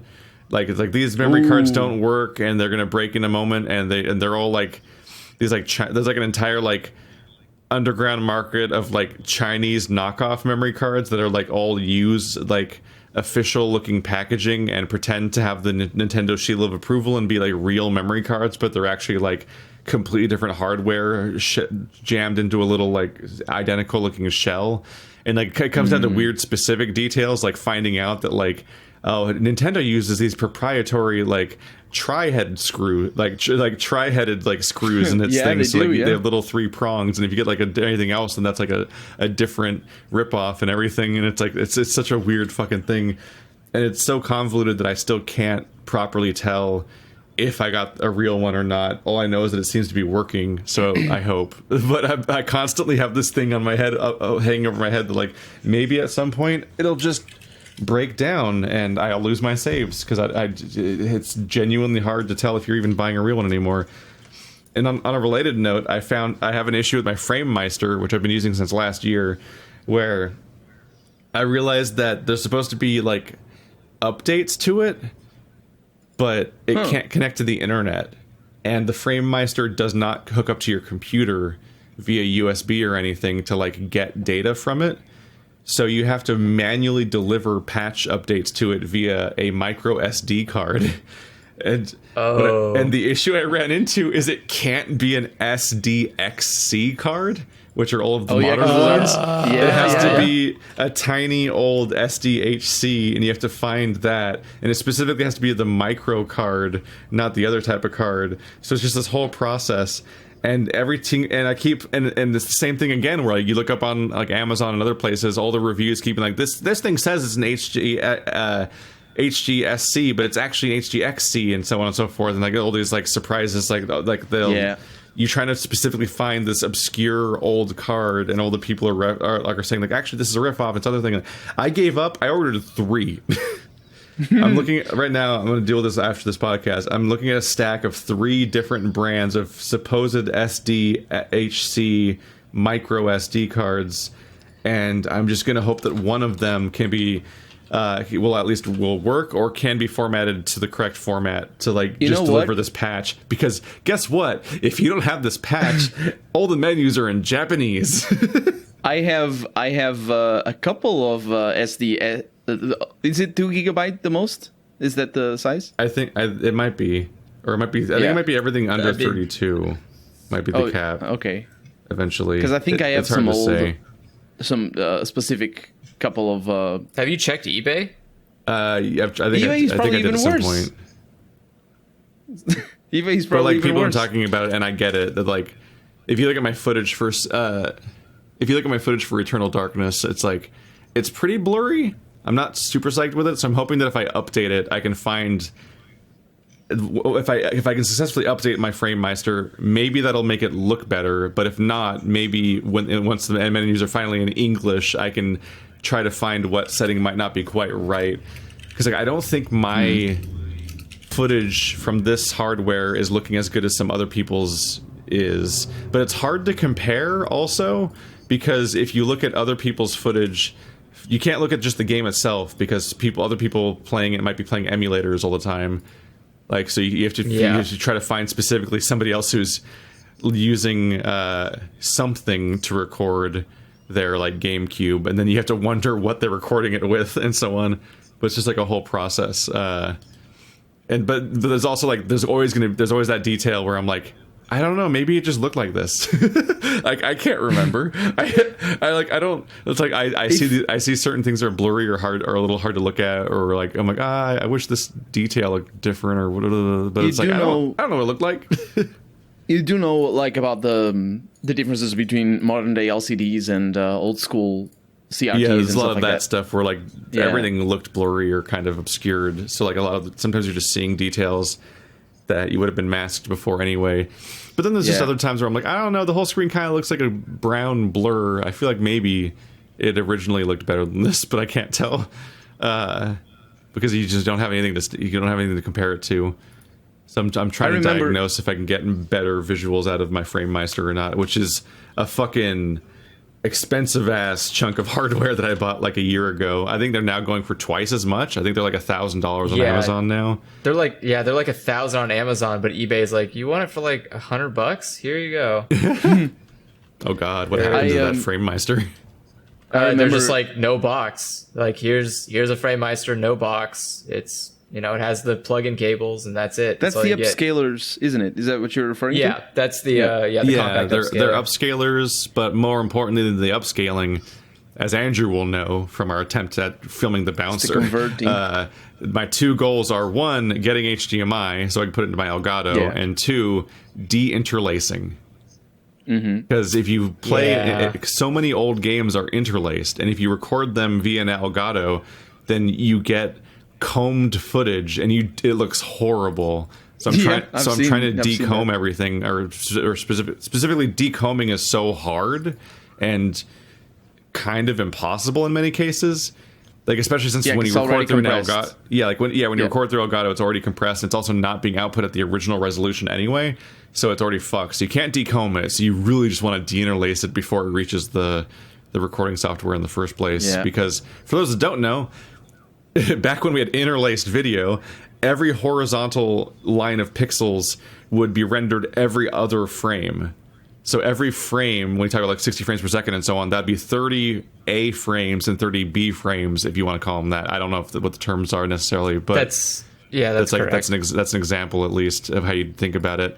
It's like every other frame all the way down the entire screen. So half of them are refreshing on the first frame and half of them are refreshing on the second frame, and they're doing that 60 frames per second. So each of them is only getting 30 frames per second per half of the image. A lot of television was still like that until very recently. Yeah. Like you could see, even in the 2000s, you could see a lot of shows that... Sopranos is like this, I think. Was like it makes them blurry and a lot of others. Yeah, because especially when they go sideways, you can see like them all... Call me, because you get half the frames, so it's all weird. Yeah, I like to imagine that television was made on purpose not to do those shots, just so it wouldn't look as bad. So like even the art medium was affected by that particular technological limitation. Maybe it's hard to look for like comb footage necessarily, but if you look up decomb footage, like DECOMB footage on like image search, you'll get a lot of examples of like before and afters of dealing with combing, like trying to decomb footage. And the befores are what we're talking about, where it's just like, it's an effect that you've seen before, even if you don't know you've seen it, where you just see this weird issue where something's made of horizontal lines because two different frames are kind of showing up at the same time. It's a good video for technology connections to make, something about maybe. Yep, and it's what all of our fucking bouncer footage looked like when we tried to play it, which is frustrating. Yeah. A lot went wrong in that playthrough, because also we found out in the final boss fight that the whole time our controller had been broken. Because you couldn't do a specific attack. We couldn't do any of the good attacks. We were only doing light basic attacks. Like, wow, this game is way harder than I remember. It's like because we couldn't do a single cool move because you had to hold down left trigger, and that button specifically was broken. But we were getting bad feedback because the game itself, a feature of the PS2 was the fact that you could press buttons to different intensities to get different results.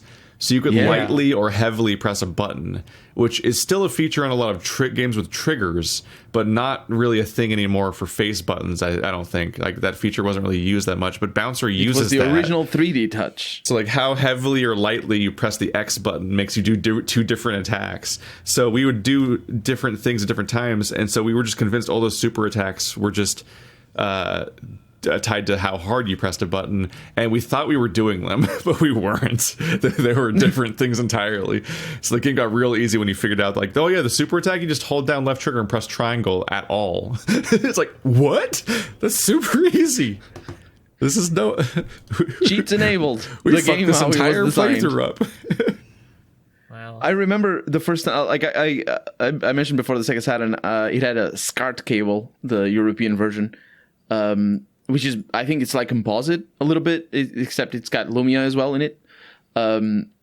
and I played it on a really old television, and it looked fine. It was how it looked, but I didn't because it was an old television. It didn't have the SCART port, so it had I had a converter for the old school like antenna cable. You know that connector, the one that has just a little pin in the middle, and it's like a round thingy. I don't know the name of that. Wait, what? Do you know how you could connect your antenna to the television in old televisions? Okay. Do you know that connector? Talking about a coaxial cable? Coaxial cable, that's the one, yeah.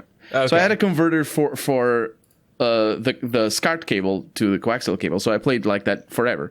And then I remember being just amazed at the colors and just the vividness and the sharpness on also a CRT television, but I connected the SCART cable directly to the television. It was like a really cheap one, but like the difference was night and day. So I think even then, it's very easy for people to have very different experiences just based on.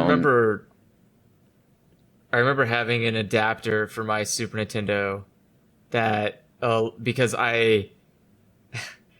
the Super Nintendo is Lumia, right? So we got a Super Nintendo, yes, but the TV we had didn't have those outputs. Yeah. And my parents couldn't afford a new TV, so we had to get like this really weird. Yeah, it was a really special. A really shitty block that you attach to the back of the Nintendo that you can plug a coaxial cable into. Yeah. Or you can plug it into the back of the coaxial cable on your TV. And so then we had to buy a splitter at Radio Shack so that way I could plug the Super Nintendo in, but also the cable can go into the thing because, parents want to watch TV. And like noobs. Yeah, and so that was like, it's so funny. I had to learn how to make that work because I had to constantly be switching between the two. And so I figured out how that worked, how to switch between the cable and the Super Nintendo when I wanted to play. And and now you can just like everything's HDMI. Everything's just one cable and it's nice. But is it one cable though? HDMI made our lives a lot easier. Yeah, HDMI is easier. Everything. Made everything easier. But do you connect? No, like if you have a console and if you have like a, I don't know, like a TiVo or whatever. What is the name of the thing? You know what I'm talking about? What? I don't know what you're talking about. I mean, it's a cable. I guess like if you have cable, thing. Yeah. If you have like regular cable boxes, they're all HDMI now too. Yeah, but you need two cables. You need one for the cable box and the other one for the console, right? Or can you connect the console to the cable box? Well, it depends. So an Xbox One allows you to plug your TV in directly to the Xbox, and then your Xbox to the TV, and it will do you can just switch over to TV. Oh, that's interesting. The PlayStation 4 just kind of shrugs and goes, buy a TV with two HDMI ports, you cheapo. And yeah, but that's what I'm saying. Like it's not just one HDMI cable; it's multiple. You need more than one. Yeah. No, but you only need one cable. What I'm saying HDMI made things easier. It's that you have one cable that works for everything. Oh, for everything. Yeah, absolutely. Not that it's like a tree of cables or anything that magically connects to everything at once, but just the fact you can that also you don't have to worry if things won't work. Yeah, yeah. And unless they have HCC something or other. No, you can disable that. Yeah, with the right for splitters. Recording. So it depends. Certain splitters are compliant and other ones aren't. So right. That's the whole process. Is when they updated the HTCP for the PS3, I was like, oh, suddenly I just can't record anything on the PS3 because back in the day I had the Hauppauge that had other cable types, but at this point I just use an Elgato that just has HDMI. So if they suddenly update one day to make it impossible to do HDMI recording, then I'm like in trouble, which did happen when I was doing Nier Automata. I was like, you know what, I'm gonna go back and finally go and finish my playthrough of not Samaras 3, Drakengard 3, which is tied to Nier and all that in that universe. And then I found out the hard way. They're like, oh wait, I can't record any PS3 games right now. I had to like go find another like not HDCP compliant like splitter that I could use basically just to strip HDCP in order to work around their shit and record anyway. Those are like that was such a terrible thing, HTC, because it's all because of the Blu-ray player at the end of the day, and it doesn't matter for anything technically speaking. Well, if you want to be super technical, it's all because movies, it's all because movie company or movie studios don't want you to steal their movies, which. Because who's going to use a PlayStation for that? It's so fucking they think easy. Recording that footage is the easiest way to steal the video, and it's right? like they act like a computer doesn't exist from the Blu-ray. Yeah. It's easy. I've been doing this since the early 2000s, and you know what I didn't have back then? A PS4. So let me tell you how easy it is to just steal your movie. I can do it right now without anything else but a computer and a DVD reader. And yeah, the idea of like HTC is, or whatever it is just like HTC, it's just a really bad band-aid over a problem that doesn't need fixing. Like, if you want to stop people from pirating movies, just don't make movies. Like, that's your only choice. Like, people are going to steal it, and you're not going to stop them from stealing it by making consoles not be able to play on certain devices, because that's not how people are stealing things. So all you haven't solved any problems. You've just made more problems. It's so hard not to just accidentally say HTTP. I keep wanting to say HTC, which is a phone developer. Was a phone developer. They've gone bust. Are they dead? I'm sure they most of them have. Actually, I don't know if they have. No, I think HTC is still around, right? Doesn't everything just get eaten by something else anyway? Wikipedia says is a Taiwanese consumer electronics, so he is a good sign. They are going down in revenue and things, though. Well, it's all red arrows. It's not looking bright for Taiwan, but it's okay. They're coronavirus is here to even everything out. Demonetized. They have the Vive, which is I think the only good thing that HTC still makes. Oh, that's right. I forgot about that. Yeah, isn't it super expensive though?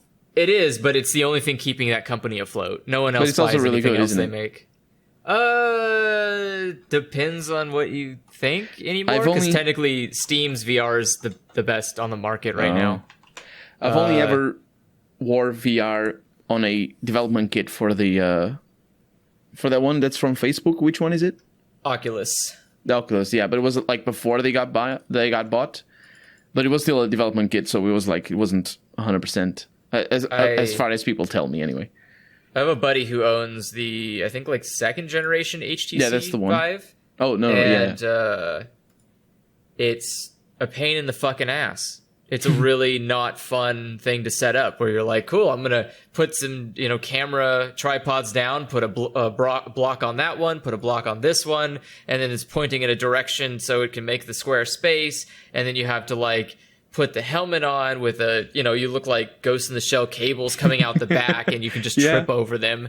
And it's a pain in the ass, but it was immersive and fun. I actually had more fun playing the Samsung VR. So like 4 generations ago, Samsung had like a VR headset you could buy. And that was actually fun because it was wireless, it attached to your phone, so you just put your phone into the headset and then you just play that way. And you're like, "Oh, this is so easy. I don't have to do," and it's a phone. Phones look fine for how close I'm putting the screen to my face. The problem is the frame rate. Like 60 frames is not enough. I mean, sure, I guess. Like some people, me included, like the motion sickness, it's alleviated by higher frame rates because it's easier for the brain to process the image more intuitively. So you're not expecting. So your brain doesn't expect it to be like a television thing, and that's where a lot of the motion sickness comes from. I've never played a non 60 FPS VR. No, so I don't know. The HTC Vive is only 60. No, is it? It's 90. As far as I know. I think the Vive's higher. Now they are, but the one I played was only 60. Oh, maybe. Okay. I thought the one that was weaker was the PSVR. Yeah, because that's 60 for sure. Yeah, the original. I know I think it's a second generation Vive. I don't know what they're on now. Now they call it a Cosmos series, so definitely not these ones, because these have like 7 cameras on them for some reason. The model I was on they were always 60 FPS. So I never had motion sickness from them. So I don't know. I remember I learned about motion sickness watching my cousin playing Quake 2. Because it's a very fast-paced first-person shooter back in the day, and even still to this day. I just didn't know where his camera was going to go, so I was watching the things, and he kept moving the camera around a lot. And at the age of 12, I think I started getting, sweating a lot and being really sick all of a sudden while watching him play, and I didn't like that. I've never gotten any kind of motion sickness from playing video games. But I remember, like, my mom would see me playing Mario, and she would look away because, like, she couldn't look at the camera like swooping around everywhere. Looking at other people playing or controlling the camera specifically, I think is what gets me, and I think what gets multiple people. But it's not. I think I feel motion sickness watching the Guitar Hero Rock Band style. Oh, really? If I watch other people play it, if I am playing it, I don't feel it. But if I watch other people do it, I do. That's different. Yeah. I don't get any of that, but I do get this weird optical illusion where if I look at certain things after playing for a bit, it looks like they're scrolling a bit. Yeah. There's a weird illusion that looks like it's moving, even though it's obviously not. Like you not literally see a thing change places, but there's a weird impression of movement in the middle of your eyes. You get like a ghosting where the object doesn't move, but you see the object, you see the picture of an object go like up, and you're like, what? It's like it's not moving, but your brain reads it as moving, even though it's not getting any visual information that it's moving. Because you just spent like time watching things move. Yeah, you just intuitively feel it's moving somehow. I have a similar problem, although it's not. I don't think the reason is the same, which is with Tetris. If I play Tetris for more than 10 minutes, I start doing Tetris in real life when I stop playing the game, and I don't like it at all. Because I can't concentrate. Move? Yeah, I'm just like, I'm looking at things and, that's that shape. Oh, that's that shape. I'm going to fit it all. And it's like, it's terrible for my head. I hate it. I can't play Tetris very much. I just don't get a ton out of Tetris, I guess. Tetris, I enjoy Tetris a lot, but only because I enjoy solving puzzles, and I think Tetris is like a perfect feedback loop for that, where I'm creating my own puzzles I have to solve. Yeah. Which is, I think, why I don't like Tetris 99 is I don't like that other people intrude on my puzzle solving. Like, it really upsets me where I'm trying to play Tetris and someone's like, here's a thing, and I'm like, I didn't do that. Yeah. Like, I don't like those kind of stuff. I don't like Tetris under pressure. That bothers me. Not because I can't always with the down key on. That's the thing, is like I've won tons of Tetris 99, but the problem is I don't get enjoyment out of it. It's not fun for me. I don't want to win at Tetris. I just want to play Tetris. It's just a fun, relaxing puzzle game to do. And so, like, making it competitive is like, sure, I guess, but it's just a lot of like slap. You know, like, you're just throwing pieces on the ground so fast, and it's just happens a lot with puzzles. Actually, when you make it competitive, not only does it change how the game is played because different strategies need to be made, but also I feel that. It happens with Sudoku, for example. Solving a Sudoku puzzle by yourself, you're always going to be trying to solve it with logic and all the normal strategies. But if you're doing it competitively, there's other strategies. Like, for example, in Sudoku, one of the things that happens is that if you spot a move that or a number that if it existed there, it would break the puzzle. In a way that some puzzles can be broken in the sense that they have multiple possible solutions. So when you're learning Sudoku, you come to see these examples where there's pairs of squares where there can be two numbers. So one of the strategies that they do is that they use what's called the rule of uniqueness, which is the uniqueness of the solution. Which is, if, for example, it could be a 1 or a 2, but if it were a 1, then the puzzle would have multiple solutions, and they learn how to spot that. So competitive Sudoku is fundamentally different. Like somebody who is very good at solving Sudoku goes and tries to be competitive, and they can't because the strategies are fundamentally different, and it's not as logical. It's more about trying to read into the minds of the creators of the game. So I think that probably isn't exclusive to Tetris or Sudoku. The competitiveness always changes, I feel. God, I imagine the most boring competitive puzzle is probably crossword. That probably is competitive crossword puzzles. Like, what a just boring... watching a bunch of people try to think of what something is. Yeah, it's like it's just crosswords people. It's just a bunch of people typing quietly, thinking to themselves, and it just I need sounds a 4 like letter. yeah, you're like 4-letter word for hating everything. Fuck. All right, got it. It just like there's no. I can't imagine what a competitive. Like, what does a room of competitive crossword players look like? Do they just have, like, dictionaries attached to their hip? Does that room exist? I think I'm sure it does. Yeah, it has to exist somewhere. Oh, God. But it's just not depends on if you the look at quality. Scrabble, for example, Scrabble is fundamentally competitive.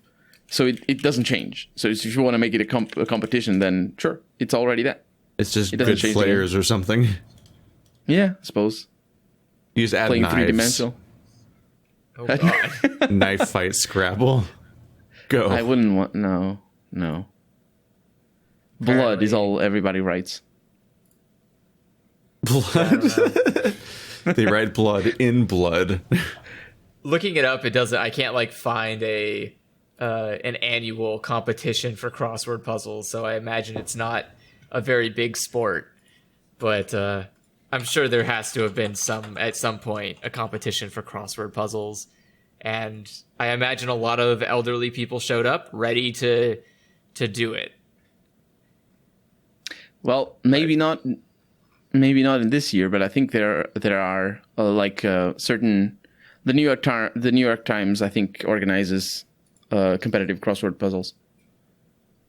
Wall Street Journal, I think, is the one who does. I think they're the ones who have the famous crossword puzzle. One. Well, that's the one that's. What's the word? That's the hardest ones, or the people like. Yeah, most. like they have the God puzzle. The most challenging. That's the one you would see people like do in the back of the paper. Is like that. It's the Wall Street Journal crossword puzzle. It's like I don't. Sure, man. Whatever. Is it the Wall Street Journal or the New Yorker? No, I think it's Wall Street Journal. Googling like most famous crossword puzzle. What's the one in all the movies? New York Times. I was thinking. Is it? That's what Google says. What does Google even know? I was thinking if Japanese has anything like crossword puzzles. Japanese has all of the puzzles. They don't even need the crossword puzzles. They have all. There's so many Japanese puzzles. I would fucking hate a Japanese crossword puzzle. What an absolute ass of a fucking puzzle that would be. It'd be so difficult to solve though, because the meaning changes. One fucking kanji could be like 7 different words, and trying to mix that into like other words, you're like, yeah, what is? Yeah. Oh my god! It's like the 4D chess of crossword puzzles. It would be awful. Like there is a Japanese style. This kanji means a different word, a different thing in every word that it crosses. Their grid is so basic in the Japanese one because there's no way it would be absolute anarchy to try to like have a huge ass crossword puzzle for Japanese for kanji. You would it would never end. Swedish style looks like a fucking bingo game. I don't know what the hell happened there. Someone woke up and was like, "Look at, hold on, let me look it up." Look at this. Here, it's in the Discord chat. That's the Swedish crossword, which Oh, that's interesting. I'm starting to have doubts here. I think you just mixed Scrabble and crossword puzzles. It looks like Chutes and Ladders, or like an engineering, like an electrician diagram. A little bit, yeah. Like an engineering diagram. Yeah. Like it looks like it's measuring current. Mm-hmm. Yeah, I don't know. There's also like cipher crosswords, which sounds. Oh yeah, that's the one the one I found out about recently. They're really complicated to understand. That but sounds like ass. Could you imagine? That sounds terrifying. Yeah. it's really weird because basically what happens if we're talking about the same thing is like the clue itself is like all it's like a secret. So I could be telling you 3 different words, and you're supposed to make an anagram out of synonyms of those words, for example, or you're supposed to think of a word that is related to all those 3 different words and then put it into the thing, or just mix those words together. It could be something simple, it could be something complicated. So it is, in some ways, it can be easier because you can just focus on making the secrets in the clues instead of being difficult words. I think, but in other ways, it's just difficult because it's secrets. I think if I ever started a war, I would do all of my communications in cipher crosswords, and you have to fill in. So the you're like a fucking serial killer that wants to get caught. No, but that's the thing. It's like you can find out my answers and catch me, but only if you're worthy. Yeah, I want to basically be the Riddler. That would First, be fantastic. you must answer my questions 3. Could you imagine if it's just something basic, like the hints are something like, oh, what is a really tall building? You're like, oh, a skyscraper. And it's like, oh, okay, now you have to turn that into the correct cipher. It's like, what? What cipher did you use? I don't know. I hope you figured it out. Like, it could be Caesar. It could not. It could be this one. It could not. Like, and that would be ass. Like, every answer is its own unique cipher, and together it makes a message once you're done with it. But you have to figure out which cipher I'm using for the basic word, which would be nobody would bother. Which is the point, because then you have Zodiac killer stuff where you're like, fuck them. Like, I don't care anymore. Just whatever, dude. Like, I'm not reading your papers. It sucks. I can't imagine a police department looked at that and was like, I'm not going to figure this shit out. Fuck it. And they just hand it to the FBI, and the FBI is like, I'm not going to figure this shit out. They give it to like this master cryptologist, and they've got to solve it, and then they finally get it, and it's just like, lol, look at this loser. That's all it says. Just wasting their time. Yeah, that would be great. I would love to know, like, all of the Zodiac killer messages, just like, why did you waste time solving this? You could have caught me in the time it took you to solve this message. It's like, oh fuck, like, he got us. It took us 50 years to solve it. Like, I don't know. I always hear about, you like ciphers and stuff in war, and you think like, who's the jackass? No, but in war, like, who came up with that? The thing is that doesn't happen anymore because now we just have, I don't know, SHA-256 or something. I was gonna say now we have a computer do it, and you have to be like, well, is my computer strong enough to break that computer's encryption? And it's like, no, it's not. Okay, well, like, my computer can beat up your computer. That literally is just warfare now. Yeah. Back then, you had to have people decoding and encoding. You had actual decoders, like people doing all the. Can you imagine? You had to. I mean, I remember. It's just the pressure if you fuck up. Yeah, it's like, wait a minute, this is not an E, it's an A. No, I guess we're at war now. Could you imagine the crunch? Like, they must have been the worst crunch time ever. Like, you go to work and you're deciphering one message. You're like, okay, I'm about done with this. When someone comes, it's like, we just found a message and I don't know what it says, but we found like 16 people like in a building, and they were huddled together around this message. So it must be really important, guys. It's like, worse you solve than it that today, and it's like, I don't fucking.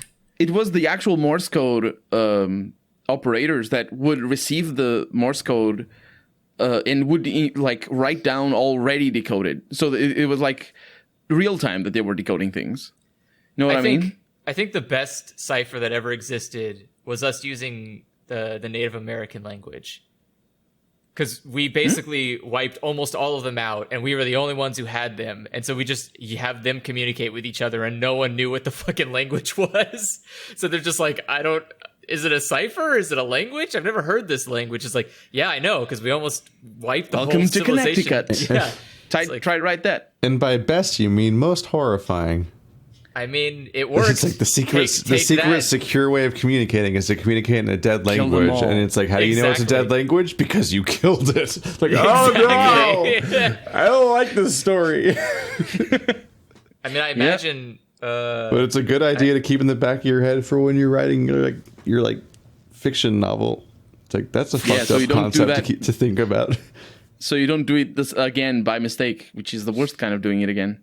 I mean, there is. I don't know. I thought about that for what is it? There's like 1 or 2 people left that speak the Mayan language, and it's like that right there. That's already the most secure code ever in existence. There's a lot of languages that very few people speak. I heard some kind of stat that like X number of languages die every year, and it's like a shockingly large number. And I'm also but like at the same time, I'm like.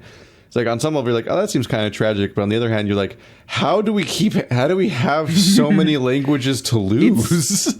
It's sad. It's bad because of like the diversity of language adds to it's like losing different types of course on a much bigger scale, but it's like losing different types of musical genres, because you can make the same song, you can write the same lyrics, or you can even have the same sort of emotions expressed in different musical genres, but it of course sounds very different, and of course different musical genres will allow for different versatility wherever you want. Different, even beyond genre, it's often interesting to hear about like fundamentally all Western music uses certain language and structure in a way that like if you go to a certain other region, it follows completely different rules and it sounds almost alien.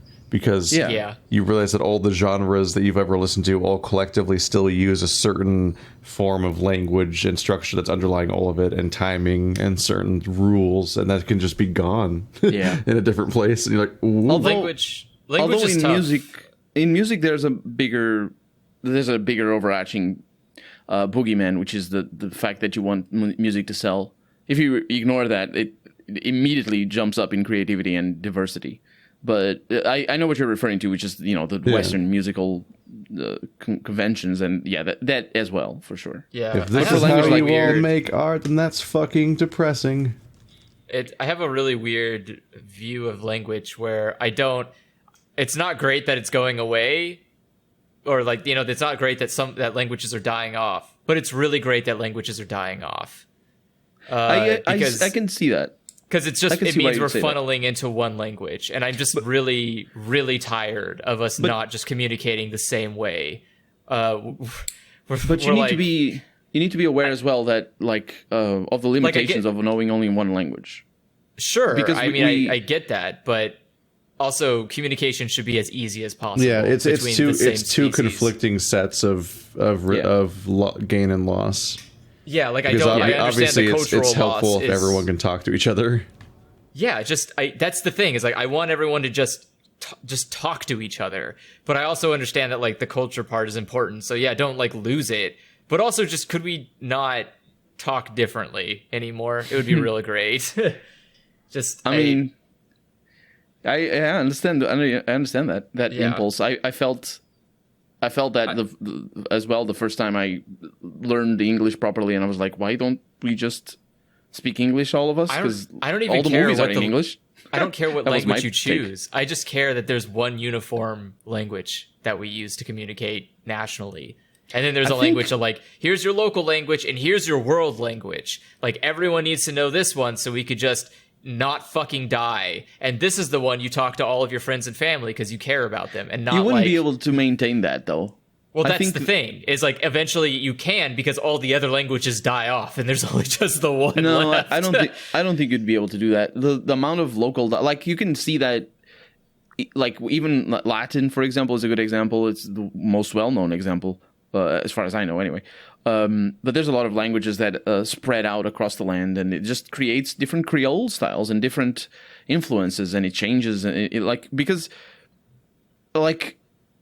even down to the language is always evolving, so that's why English here is different from English in Europe because they have different words, they have different slang, they have different situations that they use. Even the accent, the accent, because look at a native Spanish speaker that drops or tends to drop the end or the last consonants of words, where a start becomes a star, for example. I don't know about that. I think that's just a failure to use the language. No, but the British do the same.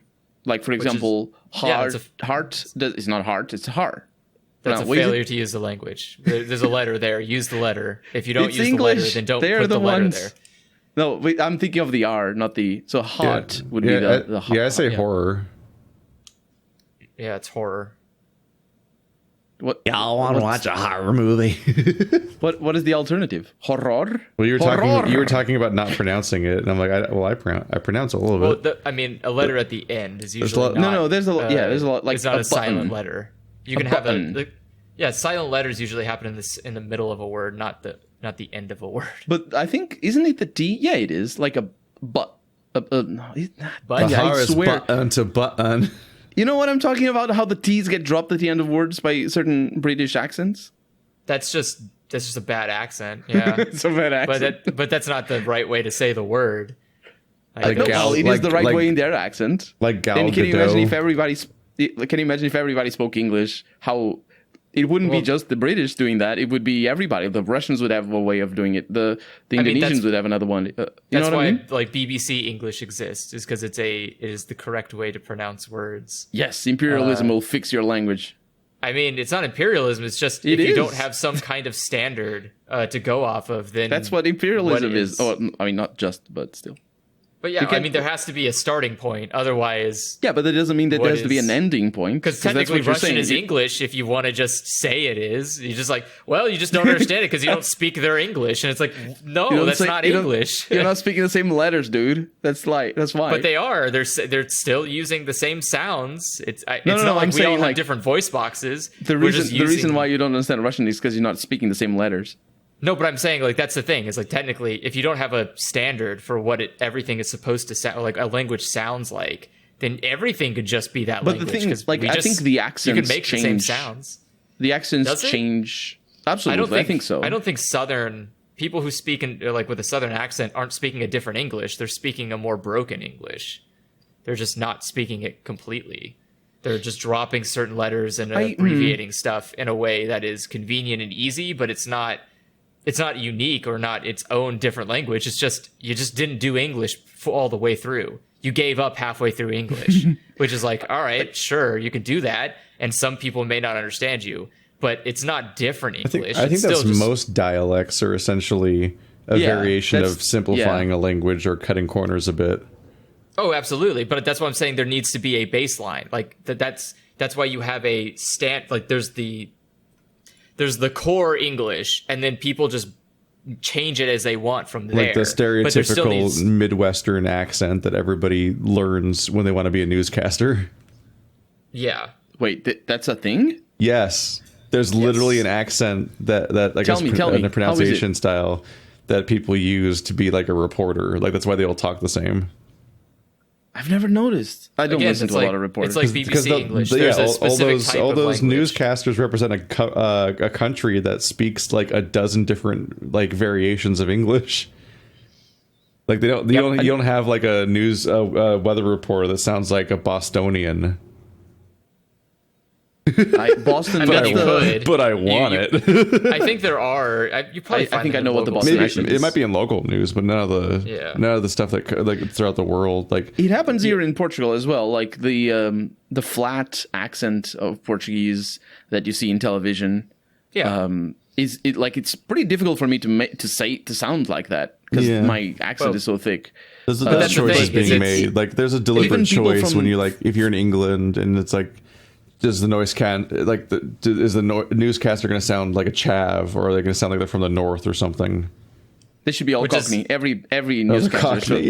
Yeah, it should be as clear and understandable for every different type of speaker. Is the goal? Is that there should is anime voiceover in English specifically? Is it also the Midwestern style? Wait, what's it? It depends on the character. Because I notice a lot in anime, because the English in anime is very different from the normal English that people speak, at least in the YouTube videos and television. Anime voice acting, anime and video game voice acting is kind of its own weird thing too, because there's a really strange, like pause-heavy form of voice acting that sounds very, very melodramatic and enunciated. Yeah. That is like, it's not how anyone speaks, but it's also not how actors act. Like in movies. It's like a weird made up form of English almost. I always thought it was because of making sure the kids understand what is being said. but maybe I'm wrong on that. Like Japanese anime or Japanese anime also talks in a way that no one does. It's like you can't learn Japanese through watching anime because it's not the correct way that people speak. Yeah, people that's interesting. People are like "Gomennasai." Like that's a weird way to say that. There's also an aspect like when you watch like children's cartoons in the United States. There's a particular it's a particular kind of speaking that doesn't come up anywhere else. They're kind of yelling all the time. Oh yeah, that aggravates me so much. In a particular and specific form of like really clear speaking that isn't really from anywhere. It's a little bit like YouTube let's play videos, to be fair. Sometimes. Not everybody, obviously. Depends on who you are and what you do. Yeah, there's definitely if you're Andrew playing Super Mario jetpack stream thingy. Jetpack stream thingy. I don't know the name of the game. GameCube classic. You're talking about Sunshine with the flood. Sunshine, that's the one. Yeah, that shit. Nah, Super Mario jetpack stream thingy. That's forever now. There is definitely there is definitely a specific type of English that's used in media, and it changes based on the type of media, which is confusing. But also kind of at some point you kind of become numb to it. You don't really think about it. You're just like, that's just how they talk, I guess. Whatever. As long as you understand the words being said, you don't really think too much about the way it's being said, unless you can't understand the words being said. So like the moment you can't understand it, then you're like, what did you do wrong? How did you mess this up? It's very easy. But like it's if like you can non-native speakers voice acting in video games where they sound very fluent, but sometimes they don't even say the word that is there. Yeah, or like if you listen to somebody who doesn't speak your language natively speak, you go like, wait, what happened? Wait, how did you mess that up? What happened? My favorite experience was listening to I don't remember who it was. I know it was after I started doing YouTube. I think it was Bumpy McSqueakums. He imitated Portuguese, and he sounded like a Portuguese person saying Portuguese things, but he didn't say anything. And it was like the wildest thing, because it's like... Because it sounds right, but it isn't. So it's like that one like comedy performance music video thing where someone was like, "Here's what English sounds like to non-English speakers," and he just uses a bunch of like English phonetics, but isn't saying anything in English. Yeah, it's so wild. It's so weird. It's also like it's really dissonant to like hear somebody speaking your language, but not in any of the like accents or dialects that you have been exposed to or can accept. Because it's often like. It happens when it's like it's a particular country you're not used to encountering people from necessarily, and so it's not a variation of an accent you're used to. Like it's not like, oh, this is an English person speaking English, or this is a Japanese person speaking English. Like there's like certain things you've encountered. If you encounter a completely new version, sometimes the effect is that they sound like a bot. Like they sound like because it's not just they're that making they're not. it up. Basically. Yeah, it's not just that they're pronouncing words wrong or that they're getting or like they might skip a word here and there and not quite structure their sentences right. It's like the way they pronounce each word, like the tone of each word is wrong. Oh, like I see. They don't say a sentence the way a sentence sounds. Where like it starts at this tone and ends at that tone, and that's what sentences sound like. Like some languages. Yeah, because certain languages handle them completely differently, and so you're like, my favorite example. It's probably not the best. It's the Irish accent, and specifically the song that it has. I love it. I mean, for me, that was there is no game. Oh yeah, but that guy is just he is out. He's something. He's extra, really. Yeah, but he's also like his accent is like completely unfamiliar to me, and every he also sentence, doesn't know how to pronounce half the words. Yeah, but also every sentence sounds wrong. Like he sounds it on like he'll end it on like a low note or a high note, like the wrong intonation. So like almost every sentence is intoned wrong, and it's like doing my head in throughout the entire playthrough because I'm like yes, it's like they just don't register correctly, even though he's saying the words he's saying, and I'm like what. And then it's so hard to explain what's wrong. He uses free to play as a noun instead of an adjective, and I can't have any more of this. That's also that's definitely the way I can tell a native speaker, like a native English speaker versus a non-native, is usually the way that they do the ups and downs in certain words. Like I've listened to like the VTubers I listen to that try to speak English. I go like, that's not how you say that word. You completely did it inversely. But it's great because that, that's like, okay, I know you're genuine. But it's the kind of details that like are hard to even articulate what's going wrong when it's happening, but there's just a dissonance that's occurring, and you keep thinking about it. And you're like, wait, that sentence just didn't go where I thought it was going to go. Just over and over again every time they speak. Yeah, that's absolutely. I think like I don't know if you've ever had that experience trying to learn. I know you learned German and Spanish, Keith. I didn't learn it really, but I took German, and I think Andrew took Spanish. I think it's the... isn't that why you're mad at Spanish, just because you had to take it in high school? Yeah, that's what I remember. Yes, it is. Yeah. So I don't know if you've ever came to this... I'm mad because I had to take it, and then before I graduated, they changed that rule so you didn't have to take a language to graduate. Yeah. So I had wasted my time learning Spanish. And also, I was double mad because I went to that stupid high school because they promised they would teach me Japanese.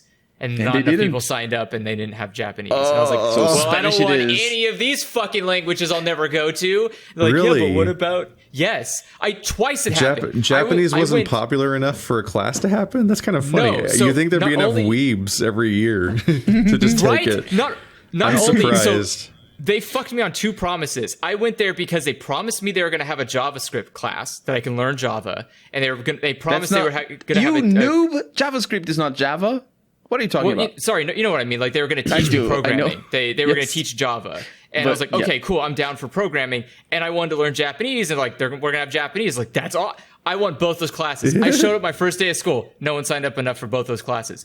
Why am I here? I don't want to be here. That's a nightmare scenario. We went to a pretty small high school. Like I took German, and there were 4 years of German, but there were only 3 German classes. There were 4 years of Cisco, and there were only enough people for like 2 classes or something. Yeah, yes. Because Andrew was in the high level Cisco class, and I was in the intro to Cisco class, and they were the same class.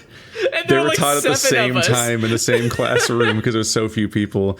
And yeah, like you took German 1 and German 2 as 2 separate classes with separate sets of students, but then German 3 and 4 were just the same classroom of people.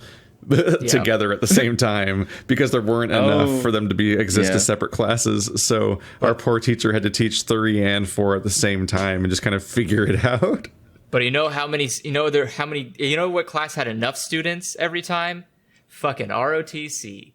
Worthless ass fucking waste of time. It was because everyone wants to be a little soldier boy. Yeah, well, and Andrew wants to learn Japanese. ROTC is basically practice military. You have that in school? Yeah, no, American schools are terrifying. You pledge the flag every day like a bunch of fascists. And then there's an entire class dedicated to like marching around with an unloaded rifle and like doing poses and taking commands and shit. Like that's your daily, just a daily class you do every day. It goes more than that. ROTC is literally... Basically, I'm not old enough to sign up for the army yet, but I'm promising that I will by taking this class. And dude, so you that have to class changed people that I knew. I bet it did. It creeped me out.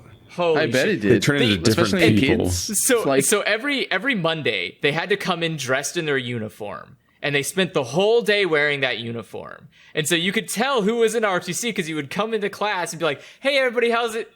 Why are you they also like military man? They also all suddenly had like really short haircuts and really stiff, rigid people and really off-putting, like they were alien drones. It was so fucking creepy. You want to talk about knowing there were bots? It's straight up indoctrination. Like it was. You could tell. Yeah, you could tell. How do you do, fellow kids? Yeah, they're suddenly 40. Suddenly 40.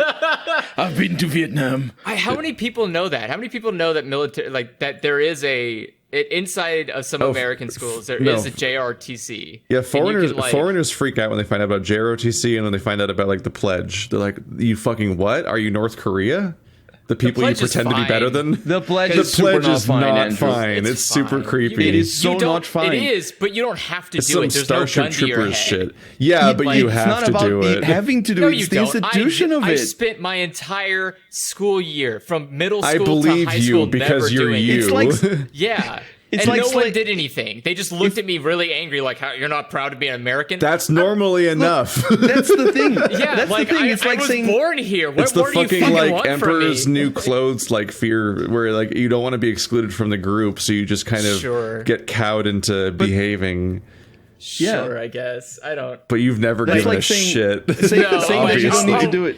I used to pledge upside down. You put your hand the wrong way, and you put your hand on the wrong side. And you're like, "I pledge allegiance to the flag." And people are like, "No, Andrew, please, cadence, don't like." Hell, this the thing. fucking fear of exclusion was way stronger due to the fact that we went to school post 9/11. Well, that's true. There was a there was a real reaction to you not doing the pledge when the whole fucking country was very pro-war, which was a hell of a time to grow up. Middle school did not look good because, especially when you showed up to middle school on 9/11 and they do the pledge and everyone got up real quick and I sat down still and people looked at me not very happy about that. When you're just like, what? Planes flew into a building. Not my problem. Not my deal. So it didn't even happen here. Kick back. And then people are just like, you can't. Like, yep. Yeah.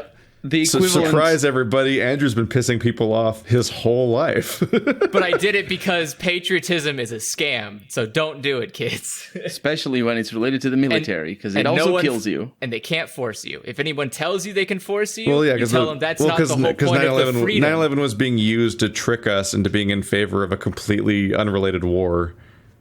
That was a hell of a fucking time to be alive. So I apologize, Colonel.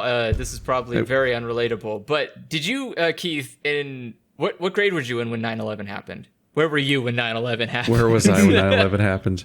I know where I was. Fuck. You were in 7th grade? I was in 9th grade. No, but you were asking Keith, sorry. I believe I was in 8th grade. I'm trying to think about the math. It's like, well, I graduated in 2018 when I was 18. Okay, so a better question so I was 11 when 9/11 happened, but I'm trying to think of what grade that was, because I was 12th grade. 7th. So it's 12th grade 11th? Minus 7 is like 5th? 6th grade. So you're in 5th grade? Well, yeah. No, it's September, so... Well, it's like 12... right? So I guess because it was September, it would then be 6th grade, huh? Yeah. Okay, so you're still in... I was in elementary school. Okay, never mind. I went through all of middle school and high school in a post 9/11 world, and it was weird. On the day that it happened, did you have to write an essay about it? On the day that it happened? On the day that it happened, I didn't go to school. What? You didn't go to school? No. I had to go to school. What the fuck? We live near a military base. My parents thought we were gonna die if we went to school. Oh, like because they were wondering how big like the threat was. Like, are they gonna start striking military bases? Like, what's the situation? Like the terror part of the terrorism was very effective. The strike happened. The first part of it happened before I even was on a bus or anything. Or we didn't ride a bus at that age, so we always got driven to school. And so instead of going to school, I just went to work with mom and dad and just didn't go to school that day. And they were watching. They had a little tube TV they took, and they had it set up on the counter, and it was like showing the news all day because it was an actively developing situation.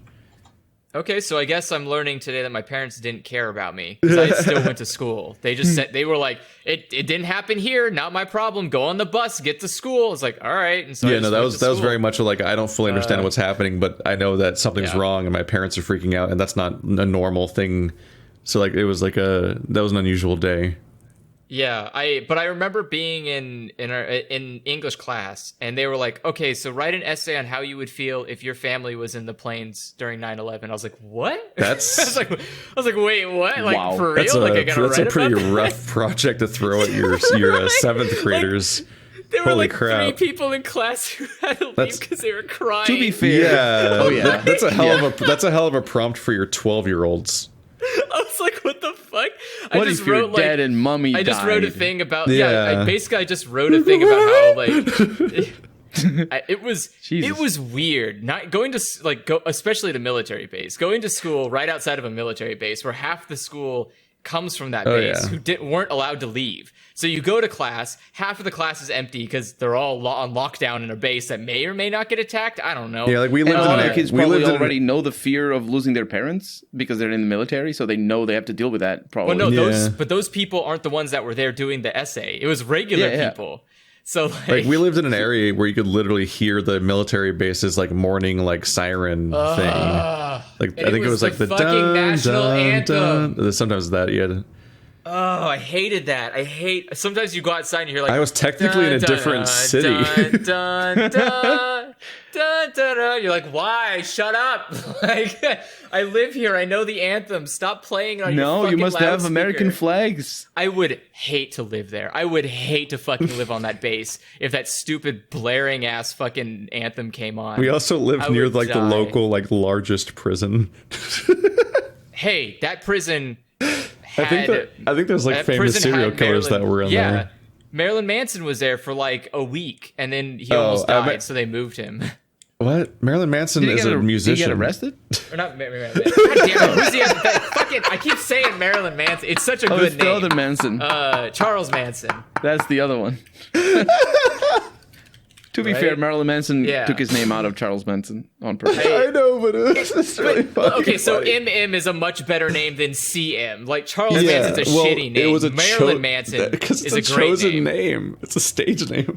Well, no, I know. I'm just saying that's why I remember it more because it's a good name. But Charles Manson's a shitty name, so I don't remember it. But anyways, Charles Manson. Was his name is Brian Hugh Warner. What? Marilyn Manson. That's his real name? Yep, Brian Hugh Warner. He's as old as my dad. Yeah. He's as old as your dad? He's pretty old. He's not young. Yeah, super old. Oh, yeah. Marilyn Manson's 51. We're just calling. Yeah, I just called your dad super old. Yeah, he's not exactly as old as my dad, but it's real close. I'm like, oh yeah, he's not young. My only experience of something like that was, I think, at the age of like 8 or 9. I don't know what my teachers were thinking. They asked all the kids what their biggest fear was.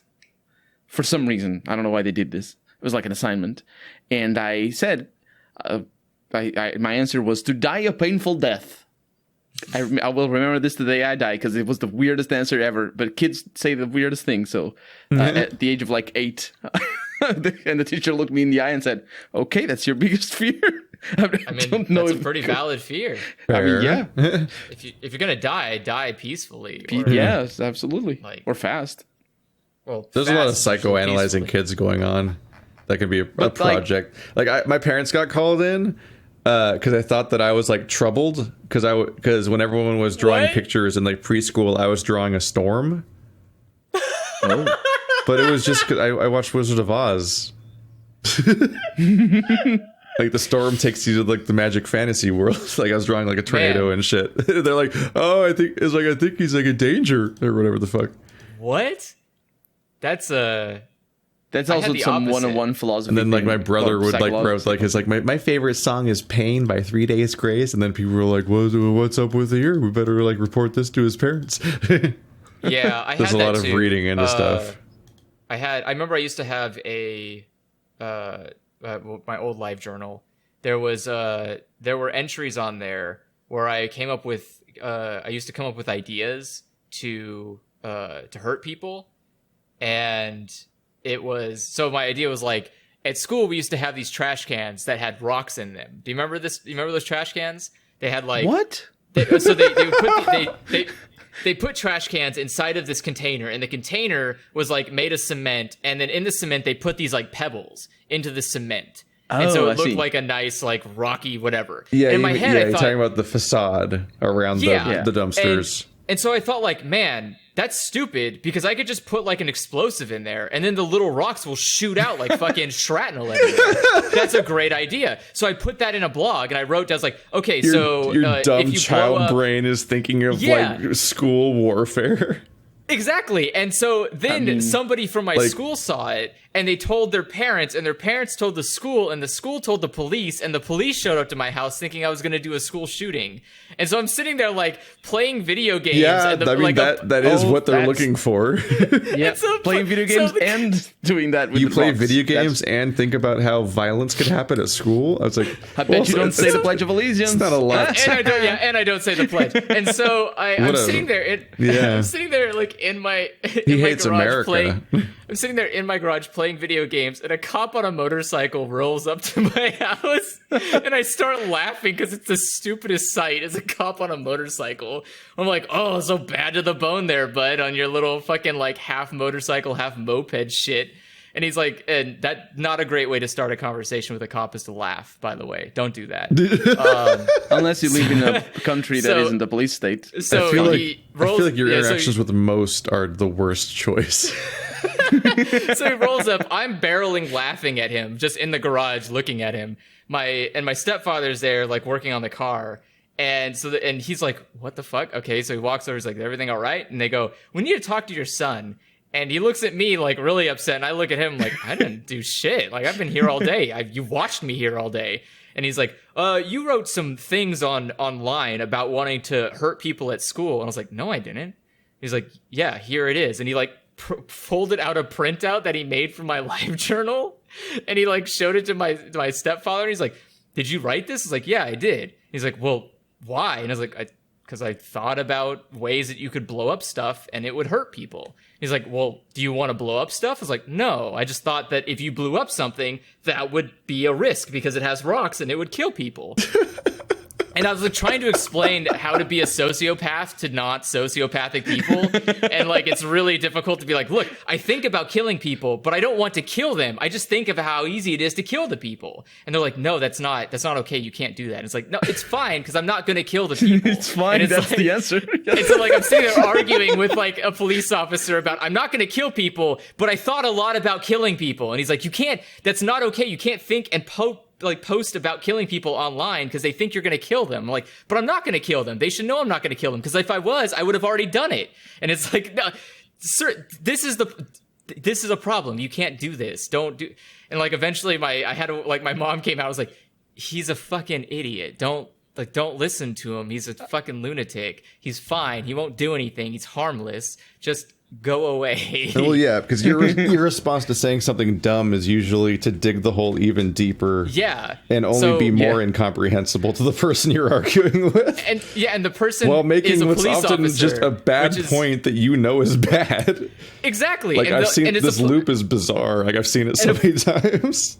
And to do it to a police officer is like the best tar pit ever. Because they have to find some kind of like way to either stop the problem that's going to happen, like to say, like either you're a problem or you're not, and they're trying to decide what you are in the moment, but you're a child, so they can't just be too brash about it. They can't like just like beat your kid down into oblivion because that could cost their department a lot of money.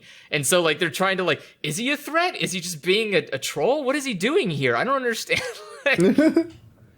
You regularly interact with people like you're that guy in a movie that wants to get punched at the bar. Exactly. Like he has some kind of dare or something that he has to fulfill, or like his wife gets shot or whatever the fuck the thing is that's happening. That is a great way to put it. I think if most people could describe my interactions in school, it's that. It's like, I don't know how somebody hasn't punched him, but someone should punch him. That's the goal here, right? Is that he's supposed to get punched. I remember I used to be like that at school, like Andrew is, or was at least. Is. But then I realized I was like that. Somebody called me out on it, and I was like, oh, okay. And I stopped being, because I wasn't doing it on purpose. Although I still have a little bit of that in me. Paradin was that. No, you call Andrew out on it. He's like, yes, I'm glad you caught up with the rest of the class. You did it. You figured it out. Like, now let's resume with the regular program. He's just wired this way. Yeah. But the thing is most people are smart enough to detach. They figure it out and they go, okay, eject, and they just fly away from the conversation. And that's how it ends. I'm not gonna like I'm not gonna like grab you and like you have to. Yeah, it's like some of the Overwatch. It's like some of the Overwatch rants. You register eventually, like, oh, I'm not supposed to like logically argue with this. He's just saying things. Yeah. Like on the surface, they sound like logical arguments connected to things that are happening, but he's mostly just saying things. Yeah, exactly. I still think that we shouldn't heal DPS that don't want to be healed. But it's just the way my brain works, and then but I'm not like malicious about it in the sense of like I won't chase after someone and force them to endure the hell. It's just like if you accidentally flew too close to the sun, you're gonna get a little burnt. Is more the way I see it. But by burnt you mean exhausted. Exhaustion is a form of pain. It burns calories.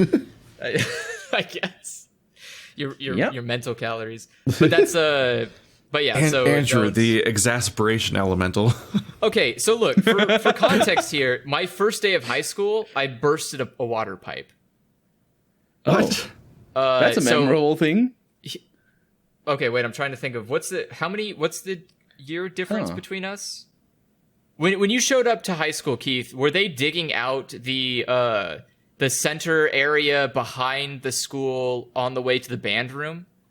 Do you remember where that is? Like if you're going to the so you enter the school, you turn to the left where the lockers are, and or I guess they used to be. I don't know if they're still there. There was a lot of construction happening the whole time I was in school, in every school. Okay. So if you turn to the left, behind the administration building, there's like a little grass area and then like a staircase. And in that grass area, there was a water bubble. So one of the pipes was leaking and it was pouring water into the grass and causing a bubble. And so I thought, well, that's cool. I'm going to jump on the bubble until it bursts. And so I did that. And then the burst subsequently burst the pipe underneath it, which then they had to come and bring construction workers out to dig it out and fix the pipe. What is a water bubble? I'm not sure I know what that is. I'm not sure what he means. Okay. Was the ground swelling? Yes, like the ground was swelling. Yeah, so the idea is that water from the pipe is going into the soil, and the soil is creating a bump, like a bubble. And on the grass and earth. Yes, but it's Didn't you get all dirty? Yes, so that's how they knew I did it. It was because I eventually jumped and then I sunk into it and I went uh-oh, and I sunk like almost down to my knees and I was covered in mud and I got myself out. I kind of looked around and then walked away. You're just an actual goddamn delinquent. I never got suspended though. I only went to detention once, and that was for not turning in homework. Wow. I think the age of 14... got a tardiness, like 3 strikes you're out detention or something. Oh my god. Wow, that was brutal. I literally wrote on the wall with a banana and I still didn't get detention. No, I was just late to school like every day for a while. Oh, I took the bus, so like I at the beginning. Be late. Yeah. No, I had a car, which was a great way to be late. Yeah, my parents were I'm just late all the time to things because I'm a bad person. Also, just being on time is not easy. Did you never learn time management, or is it it's not sometimes you just... I just try to... I get stuck in a loop of like... I get stuck in a loop of trying to do something with every moment of my time. Yep. Oh, like, yeah. That's the way to get... It's like, oh, I don't want to show up early because if I leave now, it'd be like super early. It's like, maybe I can like... watch this YouTube video, or like, or sometimes I'll be like, I'll go early, but I'm gonna take a book with me, and I'll like read the book in my car or something if I'm early. Like I always think about like not wanting to have any downtime. Like I was like, but like how much work can I get done, or progress through thing can I get done? And then it often backfires because humans are really bad at actually planning their time management. Mm-hmm. So of course I'm often too early to things where it feels like really important or whatever. But going to Best Buy was definitely not one of those things. So I was late all the time. They were not happy with me. I think I got called in once, like a year into working there, where they were like, "You've been late like every day." Which, in my defense, as far as I could tell, you could only log into their system and start your shift once the time had passed that your shift started. So technically, everyone was late every day because you couldn't sign in early or on time exactly. It was a dumb system. But there was some kind of like threshold where I was flagged, I think. But it was just... But also, like, they did all sorts of bullshit. I hated Best Buy. because they had a digital only system where you could only look up your shift by logging into the computers on location, so you couldn't see your shifts from home, but they could change your shifts. Like there could be a gap where it's like, oh, I have like a 5-day gap where I have no shifts or whatever, and then after your last shift ends, and then you're not going to be going back for 5 days or whatever, they could change your fucking schedule and then be like, where are you? Why aren't you here today? It's like you're scheduled for today. It's like, how would I know? Last time I was at work, I wasn't scheduled for today. It's Why don't they send a message? The worst version of this that ever happened is I specifically requested time off for the specific range of days, which of course isn't like paid time off or anything. They just don't give you shifts during that time, and it was approved explicitly. So I was in Vegas, and then I got called and be like, where are you? You're supposed to be working today. It's like, not only was I not scheduled Vegas for today. Yeah. It's like, I don't know what to tell you. I literally can't possibly get there. I'm in a different state. It's like, I don't know what you want from me, man. But it was like a double whammy of stupid, where it's like, one, last time I was working, when I checked my schedule, I was not scheduled for today. So that's one problem you already have. Second problem is you apparently scheduled me a surprise shift that I didn't know about on days I was already approved for not working. So it's like double wrong. Retail's garbage. I know several people that work retail right now, and they're all miserable all the time. Like it's nothing about that business model is like anywhere near hospitable to its employees. Like, unless you have like your own business, maybe. Like, no, I think even there, and maybe that needs even worse. It's bad for different reasons, perhaps, but I mean, like the way that the corporate structure is just cruel to their own employees. Oh yeah, all the time. Okay, I wasn't thinking about that. I was thinking just about dealing with customers. Yeah. Every time I deal with retail people, I'm just like as friendly as I can be, because I know the pain that they go through. Yeah, no, I hated customers, but I hated the company more.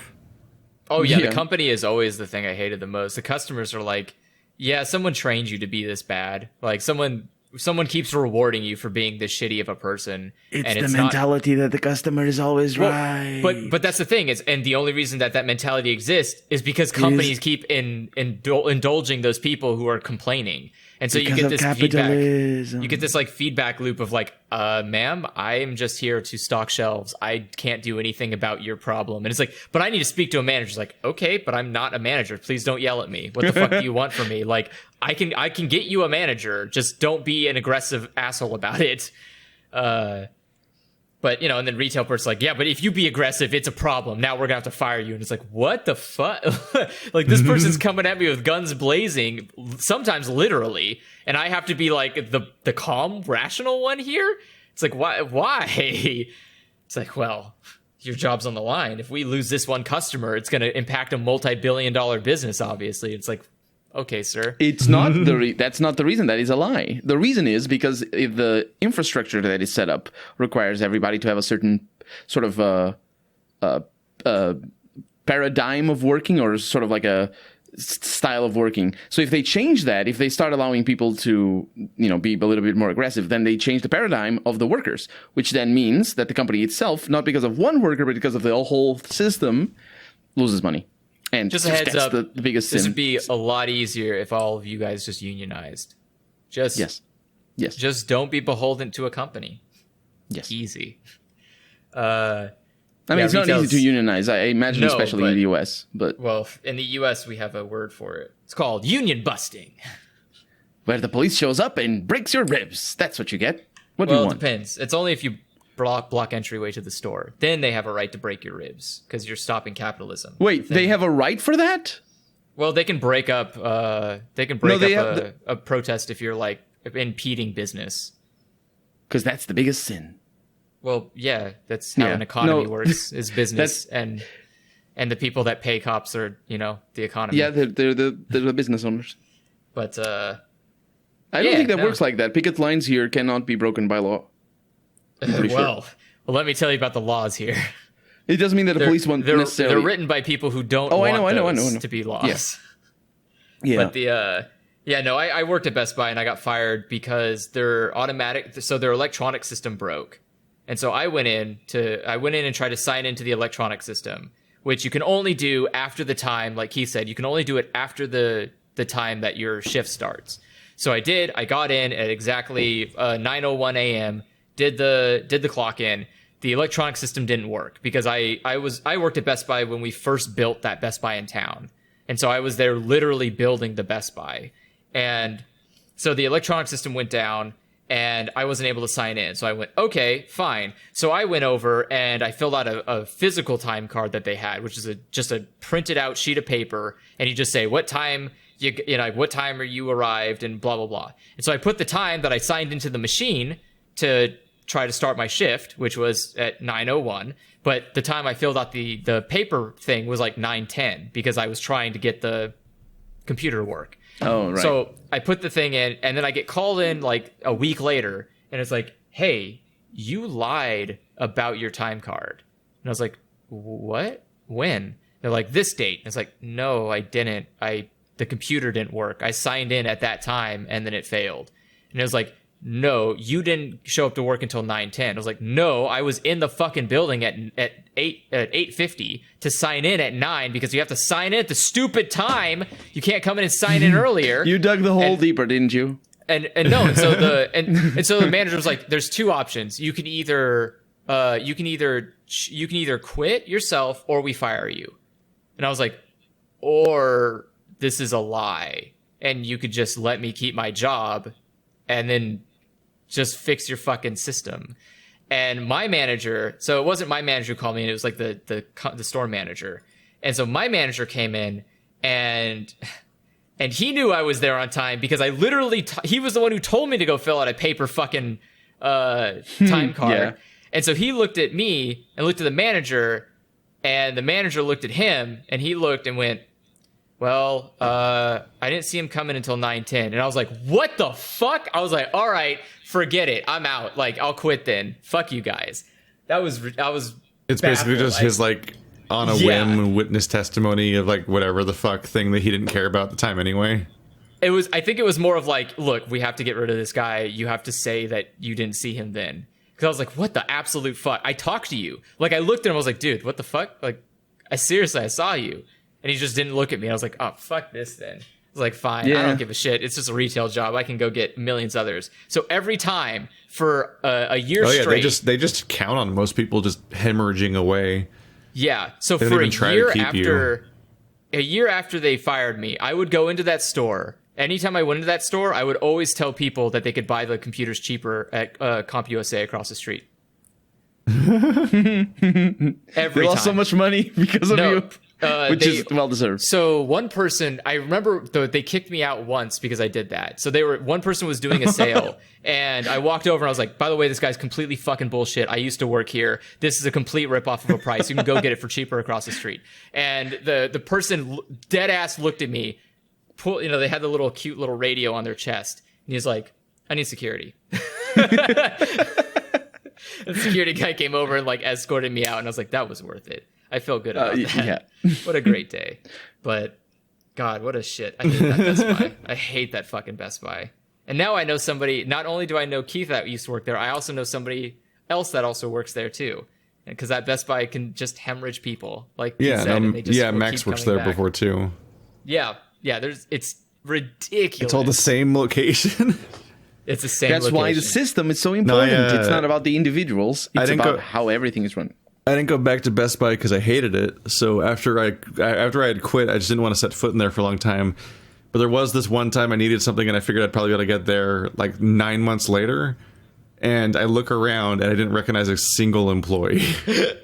Yeah, they're all they all cycle out. Yeah, which suggests that literally the entire employee base had a turnover while I was gone. What does Best Buy sell effectively? Electronics. So, to be more specific, they can sell any types of electronics. They sell household appliances, they sell car radio stuff, computers, video games, movies, entertainment systems, cell phones. We have similar chains. TVs, phones, cameras, iPods, anything. when consumer electronics, MP3 players when they existed. But that was not a lie. They are always more expensive to buy it there than if you go buy it somewhere else. Oh yeah, because they always have a markup because that's how retail works. Yeah, and Best Buy's markup is stupidly bad. Oh yeah, they charged $40 for an HDMI cable. Oh my god, the fucking cable! That's normal, though. I hate That's that really fucking normal. Because as an no, employee, it's not. They made their own fucking cables and they charged you $30 for them. They made them. It was a literal 100% fucking profit. That's stupid. The thing is, it's probably more than 100%. The thing is, no, that's a max you can get. what is not normal is to charge a markup for such a big company. Because at least that doesn't happen here in Europe. So my job, the big. Yeah, go ahead. Sorry. My literal career right now is I work for a company that helps other companies find the best price that they can charge people and still make a profit. That's we literally built an AI to better scam you, and so I know how crazy it can get. Like there are some retailers that charge ridiculous prices for basic products, so that way you buy their brand, which gets them 100% profit, even if it's cheaper than the big name brand. Because it goes directly to them, their pocket. And I know that Best Buy didn't bother. They literally were like, yeah, we're gonna charge the same price for an off brand or our brand, because you don't know that this is our brand, and we just make 100% of the profit from it. But this is the one we're gonna tell you is the best one to buy for your money. What I'm saying is, like, the cable specifically and stuff that people have to buy on a whim, because if you buy a television that doesn't have a cable, or buy a console or whatever, like you're gonna go to your big retailer, and that's where they're gonna price gouge you. And that happens as well with the phone cases or protective, like any sort of like impulse buy that you need to have it on the day. Like maybe you need a screen protector or I don't know, stuff like that, or a pen drive.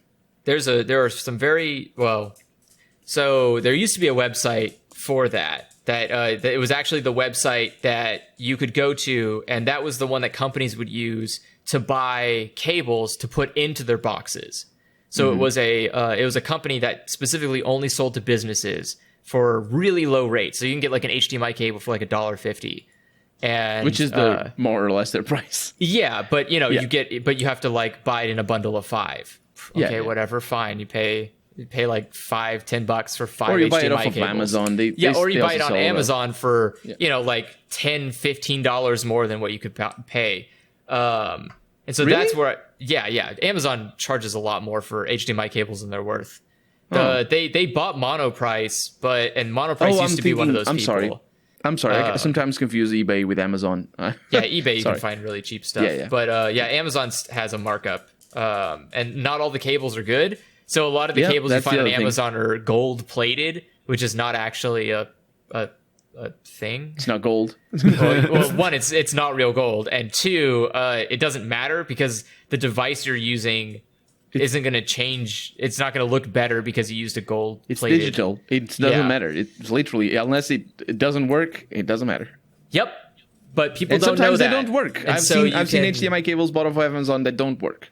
Well, yeah, but I'm saying like if the signal can go through, it will be the best quality it can be. There's not like a HDMI with better resolution. Like that's not how an HDMI cable works. Some have higher throughput, but that's not relative to how fucking shiny it is. What matters is what the like the speed of that cable is. But again, much like how wireless routers are sold to consumers, you kind of like market lie about the thing until it whittles down to like, yeah, it's gold plated and that means it's good. And it's like, no, actually this is just a cable with a higher through speed, which means that you can watch things in a better quality because it can support a bigger file transfer at a steady rate. But it doesn't actually matter that it's gold. You just say it's gold because that sounds better than like numbers. But any case, Best Buy is a bad retailer. So, at the end of the day, that's all that matters. Shocking. Don't go there. Don't go there. If you can. But also don't go online. Don't buy anything. Especially not Amazon. Because they buy off all the small. They run all the small business out of business, basically. Small business? What is that? I haven't seen a small business in this country in like 20 years. I've seen some stats on that. It's brutal. It is just small business. Like I haven't heard Walmart's that name in a business, long time. Walmart isn't Walmart the biggest American company? No, it's a small business. It's a mom and pop shop. That's why it's at every That's city why they don't pay across the world. tax. Well, no, that's Amazon. Oh, that too. and Target and Best Buy. Yeah, that as well. And Activision. Well, Activision's not a retail. That's yeah, but it felt like throw it in there. I mean, if you want to go to, that's the ones I know. I don't think I have to play with what I have. It's a thing. I just meant that tech companies are not. If you want to start looking at like who doesn't pay taxes, tech companies are not going to be the ones you want to look at because there's a lot of them, and a lot of them don't. Yeah. But yeah, retail is funny in the U.S. There's a lot of hope I have in my heart that one day it will just completely die out, and then we never have to use cars again to drive anywhere because there won't be any stores to go to. One day. Actually, why aren't there robot cashiers? They exist here in Portugal. No, they have those like not the self-checkouts. Those are lame. I don't like those because that requires. So self-checkouts require humans, and humans are dumb, and I don't want dumb humans. Self-checkouts require humans? Yeah, because you are the ones that have to check the stuff out. You have to scan the It items. Requires the client to. Yeah. And I don't want that because those are the people who are too stupid to do this job. I don't want them doing it. I want a robot doing it for them fast and efficiently. Because the people who are behind the cashier that do it are apathetic and aren't going to do it as efficiently and fast as possible. That's what subscriptions are for. You subscribe to your carton of milk and to your roast beef or whatever. What? Can you get subscriptions? That's where it's going. Everybody. Is that a thing? Oh yeah, there's subscriptions. Yeah, you can subscribe to food. You can subscribe to food? Yeah. And then you get that food regularly. You technically do it. Oh, you mean the for silly snacks? Yeah. Oh, yeah. It's like how people used to get. It's like how people used to get milk. Oh, you mean back in the day when? Well, that's also how soda worked too. Soda was that you would buy. There was just milk at your door every day. Yeah, here. That's real. So here in the U.S., I remember that in the cartoons, and I like. Yeah, so here in the U.S., we used to have what was. Oh, so okay, to go very far back in the beginning of time, the U.S. used to require that companies clean up after themselves. So if a company was communism, and they made it better. It wasn't communism; it was socialism. It's different. Communism is. America doesn't do communism. Socialism we sometimes do, but communism we don't do. That's what the Russians do. I was being facetious, Andrew. No, I know. I'm just saying that we're stupid and we don't know the difference between communism and socialism, and so everything is socialist because it's not communist because we can't do communism. But to be fair, they're both umbrella terms, and one is just a little bit bigger than the other, and it's kind of complicated. To be fair, they're all made up garbage, and I don't really want any of them. But it's all umbrella terms. But so back in the day, like milk companies would deliver the milk to your door because they would have to go and pick up the glass containers the milk came in. So they would drop off. You would tell them how much you need. Usually, you would get enough milk for like the week because the bottles they would come in was enough for a day's worth. So you would use a bottle a day, and then you would get 6 bottles. And so after the week, you'd put the bottles outside of your door. Milkman would come, pick up the bottles, maybe sleep with your wife if you weren't a good husband. That's where the milkman comes. That's what the word comes from. And then, that's why it exists. And then go off. And actually, sodas used to be that way. You would buy a soda, you would drink it. Yeah, you would buy a soda, you would drink it, and you would put the empty glass into a container at the machine, and then the company would come by to take the empty bottles and put new glass that's the tear machines. It's like in Disco Elysium. We still have that here in Europe for some things. It's really, it's a really good idea it keeps it clean.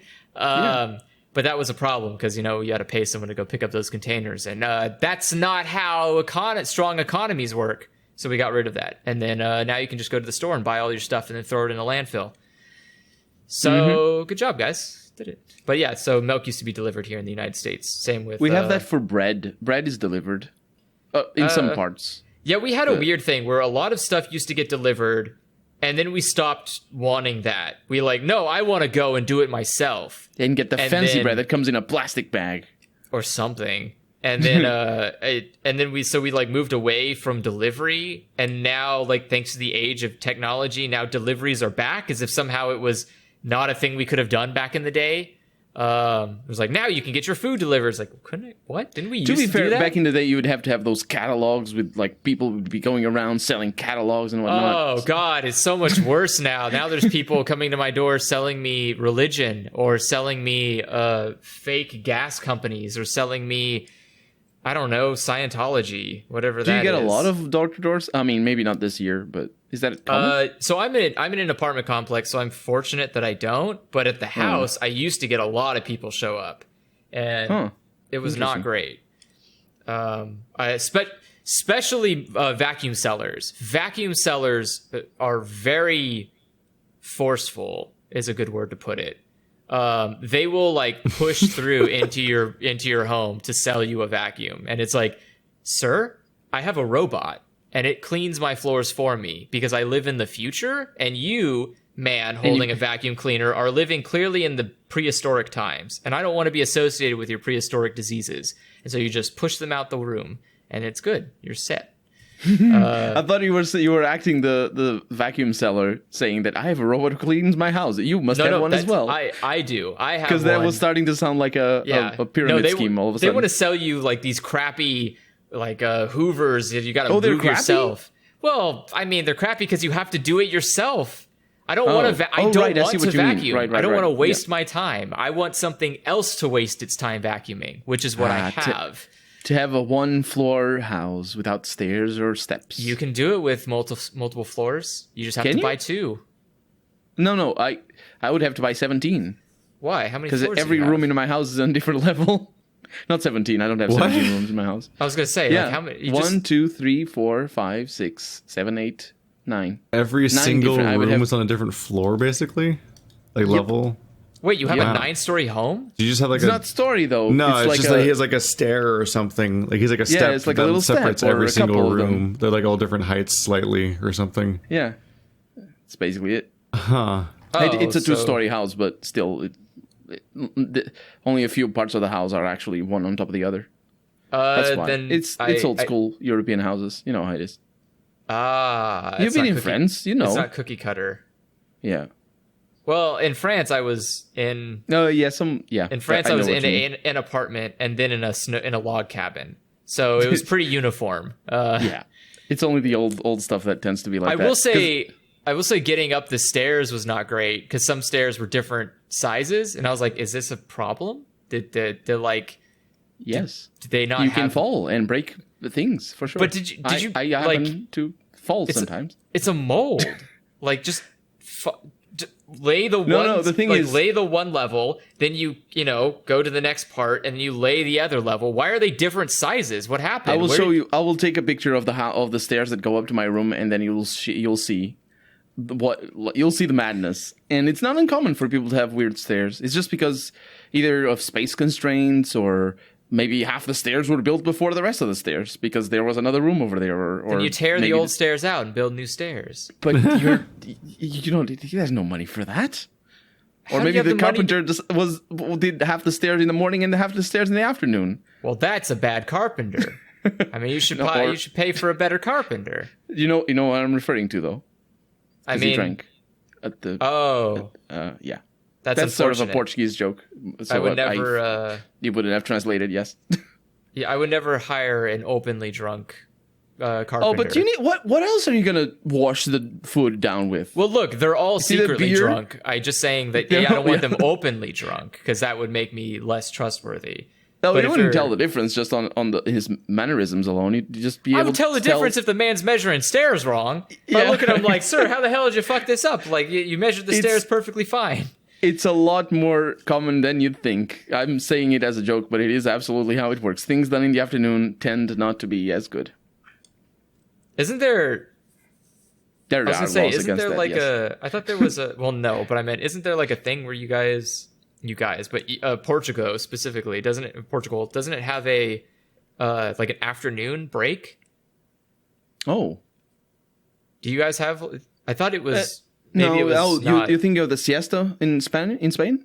Oh yeah, I think it was Spain. It's not. I think they just start working later because they have lunch and then they have the siesta up until 4. Yeah, that's what I was thinking of. Okay. I think it's 4. I'm not sure how it is with in modern day corporate. I remember things. hearing that and being like, how do you function like that?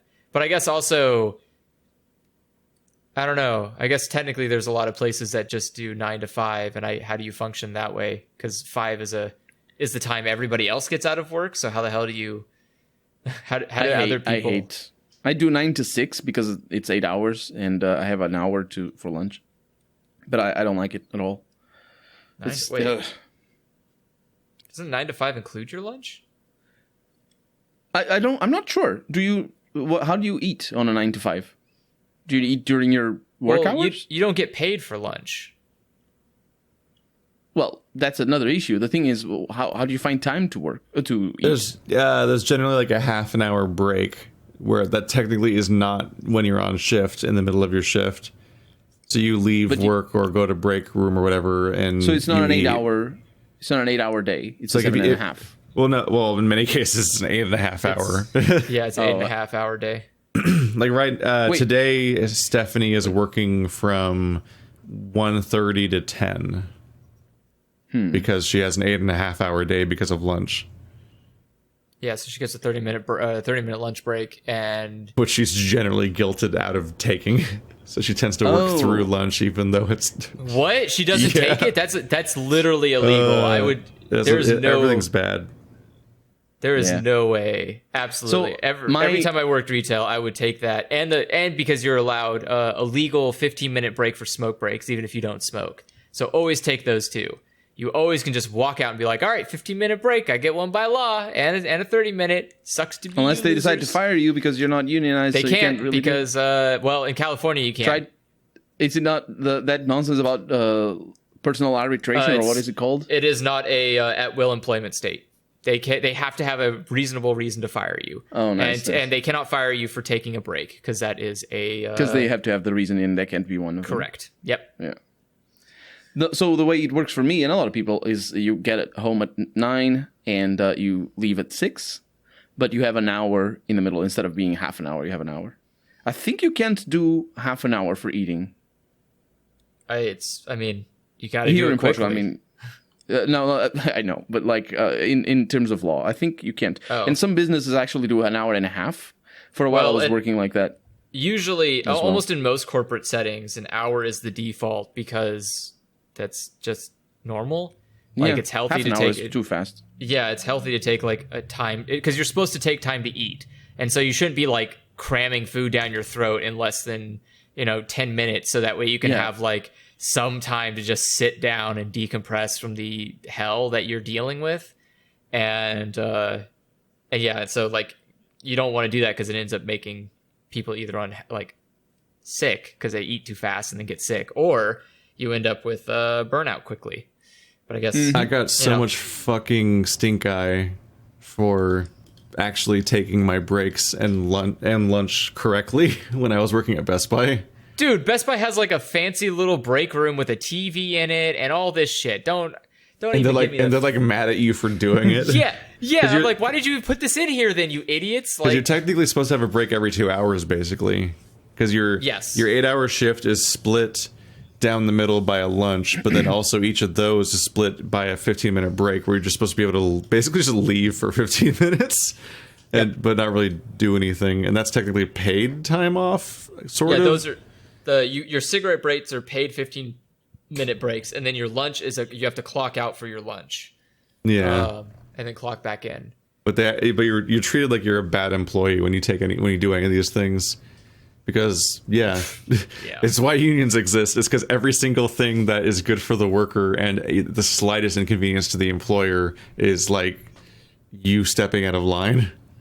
Yeah. How dare you remove the profit? And the thing is, it's not even removing the profit from the company because people, happier workers are more productive. But you're stealing money because they're paying you to not do something. But that's the only reason why maybe at Best Buy that's a problem is because they have such a huge turnover that happiness of the workforce doesn't matter because they're not going to be there long enough to matter. Yeah, so they just burn you out and throw you away. Yeah. And move on to the next person. That's a hidden benefit of laws like that force companies to give proper working conditions. That's a hidden benefit. It's not only because the people who work there for a long time are going to be happier. It's also because it's going to be a lower incentive for companies to have a huge turnover.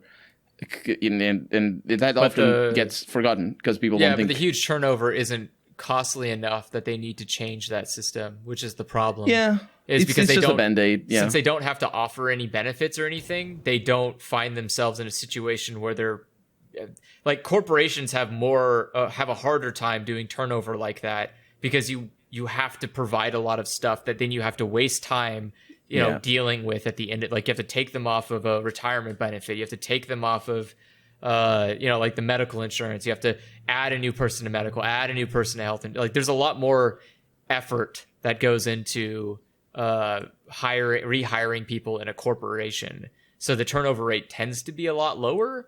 But retail is just they don't give you anything. Yeah. They barely give you money, if you can call it that. Like, minimum wage isn't minimum anything. Their appreciation is like, you've been here for like an entire year. Here's like a 7-cent raise. Yeah, they're like, here, you make $8.07. Like, oh my god, is that like going to be an extra $1.50 in my paycheck a month? Shit, I might buy like a Snickers. God, I can't wait.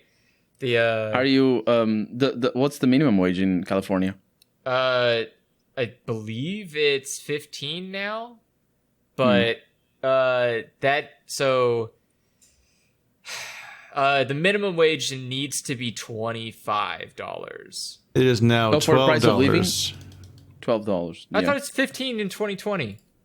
I googled. It's 12. What will Google California's minimum wage be in 2020? That one says 13. Oh, 13. Okay. Sorry. So it's I guess my source that said 12. That Google's auto polling is 2019, which is $27,000 a year. Which, if you aren't aware, you need at least a minimum of $50,000 a year to make ends meet in this state. Yeah, I know. If you're living by yourself. Yeah. Yeah. So local prices are a fucking nightmare. Where it's just like I was thinking about, like, when you have a place like San Francisco where all of the prices skyrocket because of the tech companies and whatnot, but then like surely that city wants to have like service employees exist in their city so that there are services, right? But then how do any of them afford? Like, how can any of them afford to live there if the prices skyrocket like that? Like, it's how economies shut down, essentially. In this case, it's that all those people have to just live outside of San Francisco and drive into it every single day, and it's like, what a fucking nightmare! I hate that entire idea. So San Francisco this is why I really despise the city and wish it would sink already. Is that all the problems of San Francisco are itself constantly shooting itself in the leg and then falling over. Like, what happened? So, like, the traffic issue is because, nobody fucking lives in San Francisco that works in San Francisco. So they all commute into San Francisco, which, how are they commuting? Well, they could either take the BART. Oh, right. The BART was an optional decision. So not every city around San Francisco has public transport into the San Francisco because some of them decided to just not build a BART station. So some people are carring in, some people are BARTing in. And when they BART in... And half the ways into San Francisco are like a bridge. Yes. And the only ways into San Francisco, unless you go from the very bottom or the very top, is a fucking bridge that is only a 2-lane bridge. So, like...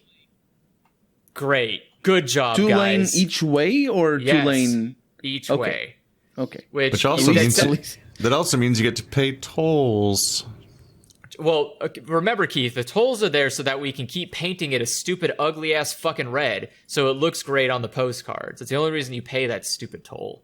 You don't like the color? It looks so nice. The Golden Gate Bridge is an atrocity in terms of everything. It's ugly. It's a fucking bad design. It needs to be 2 times its size. No fucking color. I don't care about a color on a bridge. It needs to function.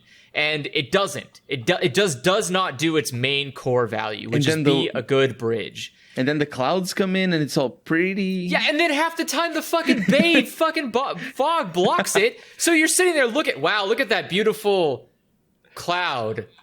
I'm glad. I know. I'm just kidding. I'm really glad we paid money for that.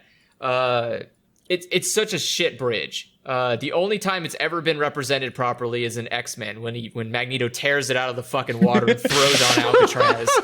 That's like the only time I actually saw the bridge and be like, yeah, that's exactly what I want. That's what I want in the bridge. Please, Magneto, save me.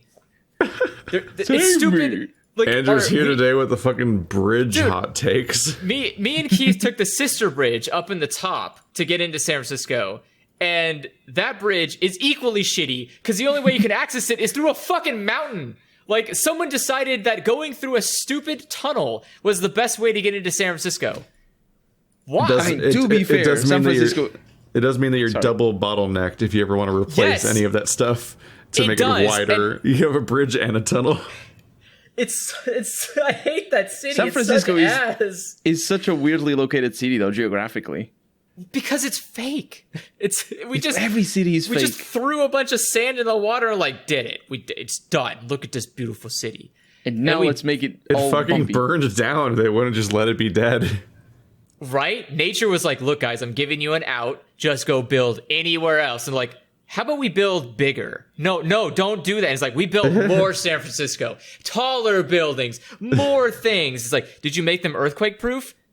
Not earthquake proof. Oh, shit. This entire city is built on a hill. What should we do? How should we plan its roads? A grid. Just a grid. A grid.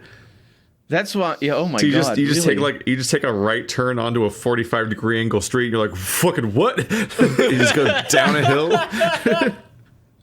So that's. The entire it was on purpose to be. The entire town's a grid, and it's all slanted because it's on hills. And so there's slants where you can only go one direction because they're one-way roads up a slant, and you're like, who the fuck did this? You just have to gun it because you're turning left and you're going up a fucking mountain. Oh my god. San Francisco's not built for people. It's built for... I think that one trolley you see, it's literally just built, the one that's in Sonic Adventure 2. Is it just the one? It's just that. It's the one happy building. Trolley. Yeah, it's only for that one trolley. Wait a minute, that trolley is just one in the whole city, and they put it everywhere in every time San Francisco is depicted. I have no idea. There's probably more than one trolley. I don't know. There's multiple. There's multiple trolleys, but because that would be like Seattle's space disc. I don't even think it runs anymore. Maybe it does. Oh, they killed San Francisco's unique selling point. It's not very good because you need more space for the cars to get. It's a trolley, of course it isn't. Yeah, San Francisco is basically the whole reason why we have to learn in driving a school how to park on a hill. It's like which way to turn your tire so your car doesn't roll away. Which you never will do anywhere but this godforsaken hellhole. Is the only place, unless you live in the Richmond Hills, which if you do, why? Just let your car fall down. It will save you from so much trouble. Just go let the car fall down. Just leave. Don't park on a hill. Any place that you need to park on a hill like this is not a good place to live. That is a very fucking Disneyland-ass looking San Francisco, because it does not look like that. It looks like someone shit all over the place. I just posted a picture on our Discord. Yeah, no, that. I wish San Francisco looked that nice. In fact, it looks more like what Keith posted, which is like someone fixed a street maybe once every 10 years. You walk on your front step and then twist your ankle falling over sideways. That road looks like what an old wall would look like if it fell over. Yeah, the road also looks like shit because it looks like a weird concrete that's all like broken up. It looks like a patchwork of different materials. Because it is, because it's patchwork. Because they won't just they can't repave San Francisco. Because if you shut any part of San Francisco down, it's caticlismic. San Francisco also smells horrible. Because there's no real upside. It's a terrible time. Driving driving just gives you anxiety. Like it's stressful. You feel like you're going to crash the entire time you're driving there. All the San Franciscanos now being super upset at us, all disliking. All the dislikes. No, they're not, because they don't live there. They can't afford internet. They spend a lot of rent. They're not here. Oh, no. Also, if they are, where they don't live They hate it, too. Yeah, they also hate it. I remember the one thing that pissed me off about San Francisco was I went there back when I used to smoke cigarettes. And it was an ass to find a fucking place that sold cigarettes. Everybody was like, "Oh, no, we just no one smokes cigarettes here. I'm like, that's bullshit. I know you all smoke cigarettes. Don't try to fucking don't lie to me. Don't lie to me. I see your beard and your plaid. Yeah, it's like, I see all of your butts on the ground. Where the hell do you sell these things? And then I found a place like, they're about $15 a pack. I was like, 15? What the hell happened here? I was like, forget it. I'm just going to drive out of town. There's a perfectly good city right outside of town. That is a nightmare. That is real. That is real, but it's a nightmare, and I hate that. There's the trolleys. There's your stupid, crappy trolleys that have to do it. For context, places. I posted a picture of one of the streets the trolleys go on, where it looks like a staircase of roads, like it's a ramp of road that keeps stopping so that the crossing street can be flat. But you see it go up like 5 steps up a hill. And we have some places that look like that here. How the fuck did we get this topic? We have to stop. We're 3 hours in. That's my fault. We're good with the podcast. I kind of like petered out a bit, and then you guys kind of just kept the flame burning, and like Hanukkah, the Hanukkah miracle happened of the Infinite podcast, and I was like, they're just gonna keep going. Like they're very animated.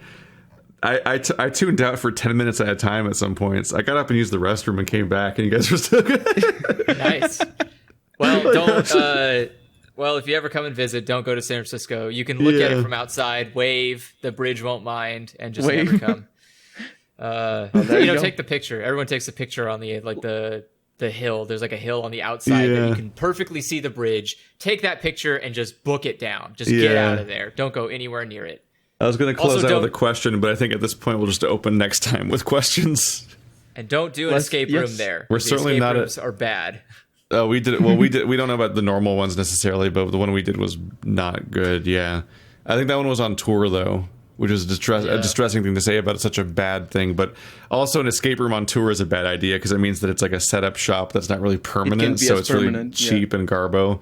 We did the Legend of Zelda escape room, which is funny to do because I hadn't played them yet, so I didn't have context for half the dumb gimmicks. It was themed around this Triforce thing. It was themed around Ocarina of Time, so there was like time travel in it. But it was also like 5 separate groups of people all sitting at separate tables, and you're essentially solving what was like a fucking like kids menu like. It's like when you go to a restaurant and they give you the kids menu that you can color in and stuff like that. It was like that one of those papers that was like a series of riddles we had to solve our way through. And so you had to like go to specific people with specific items to get the ability to time travel, or there was like the idea of having like the Zora tunic and all these other things. And it was all imaginary space. It wasn't like real escape rooms where they're great. Yeah. Do you remember where the answer was to the puzzle? I didn't have context for it, so it didn't really stick because I didn't understand Zelda that much. It was around your lanyard. Oh yeah, or we were like wearing the answer. Yeah, we were wearing the answer. They're being like coy about it.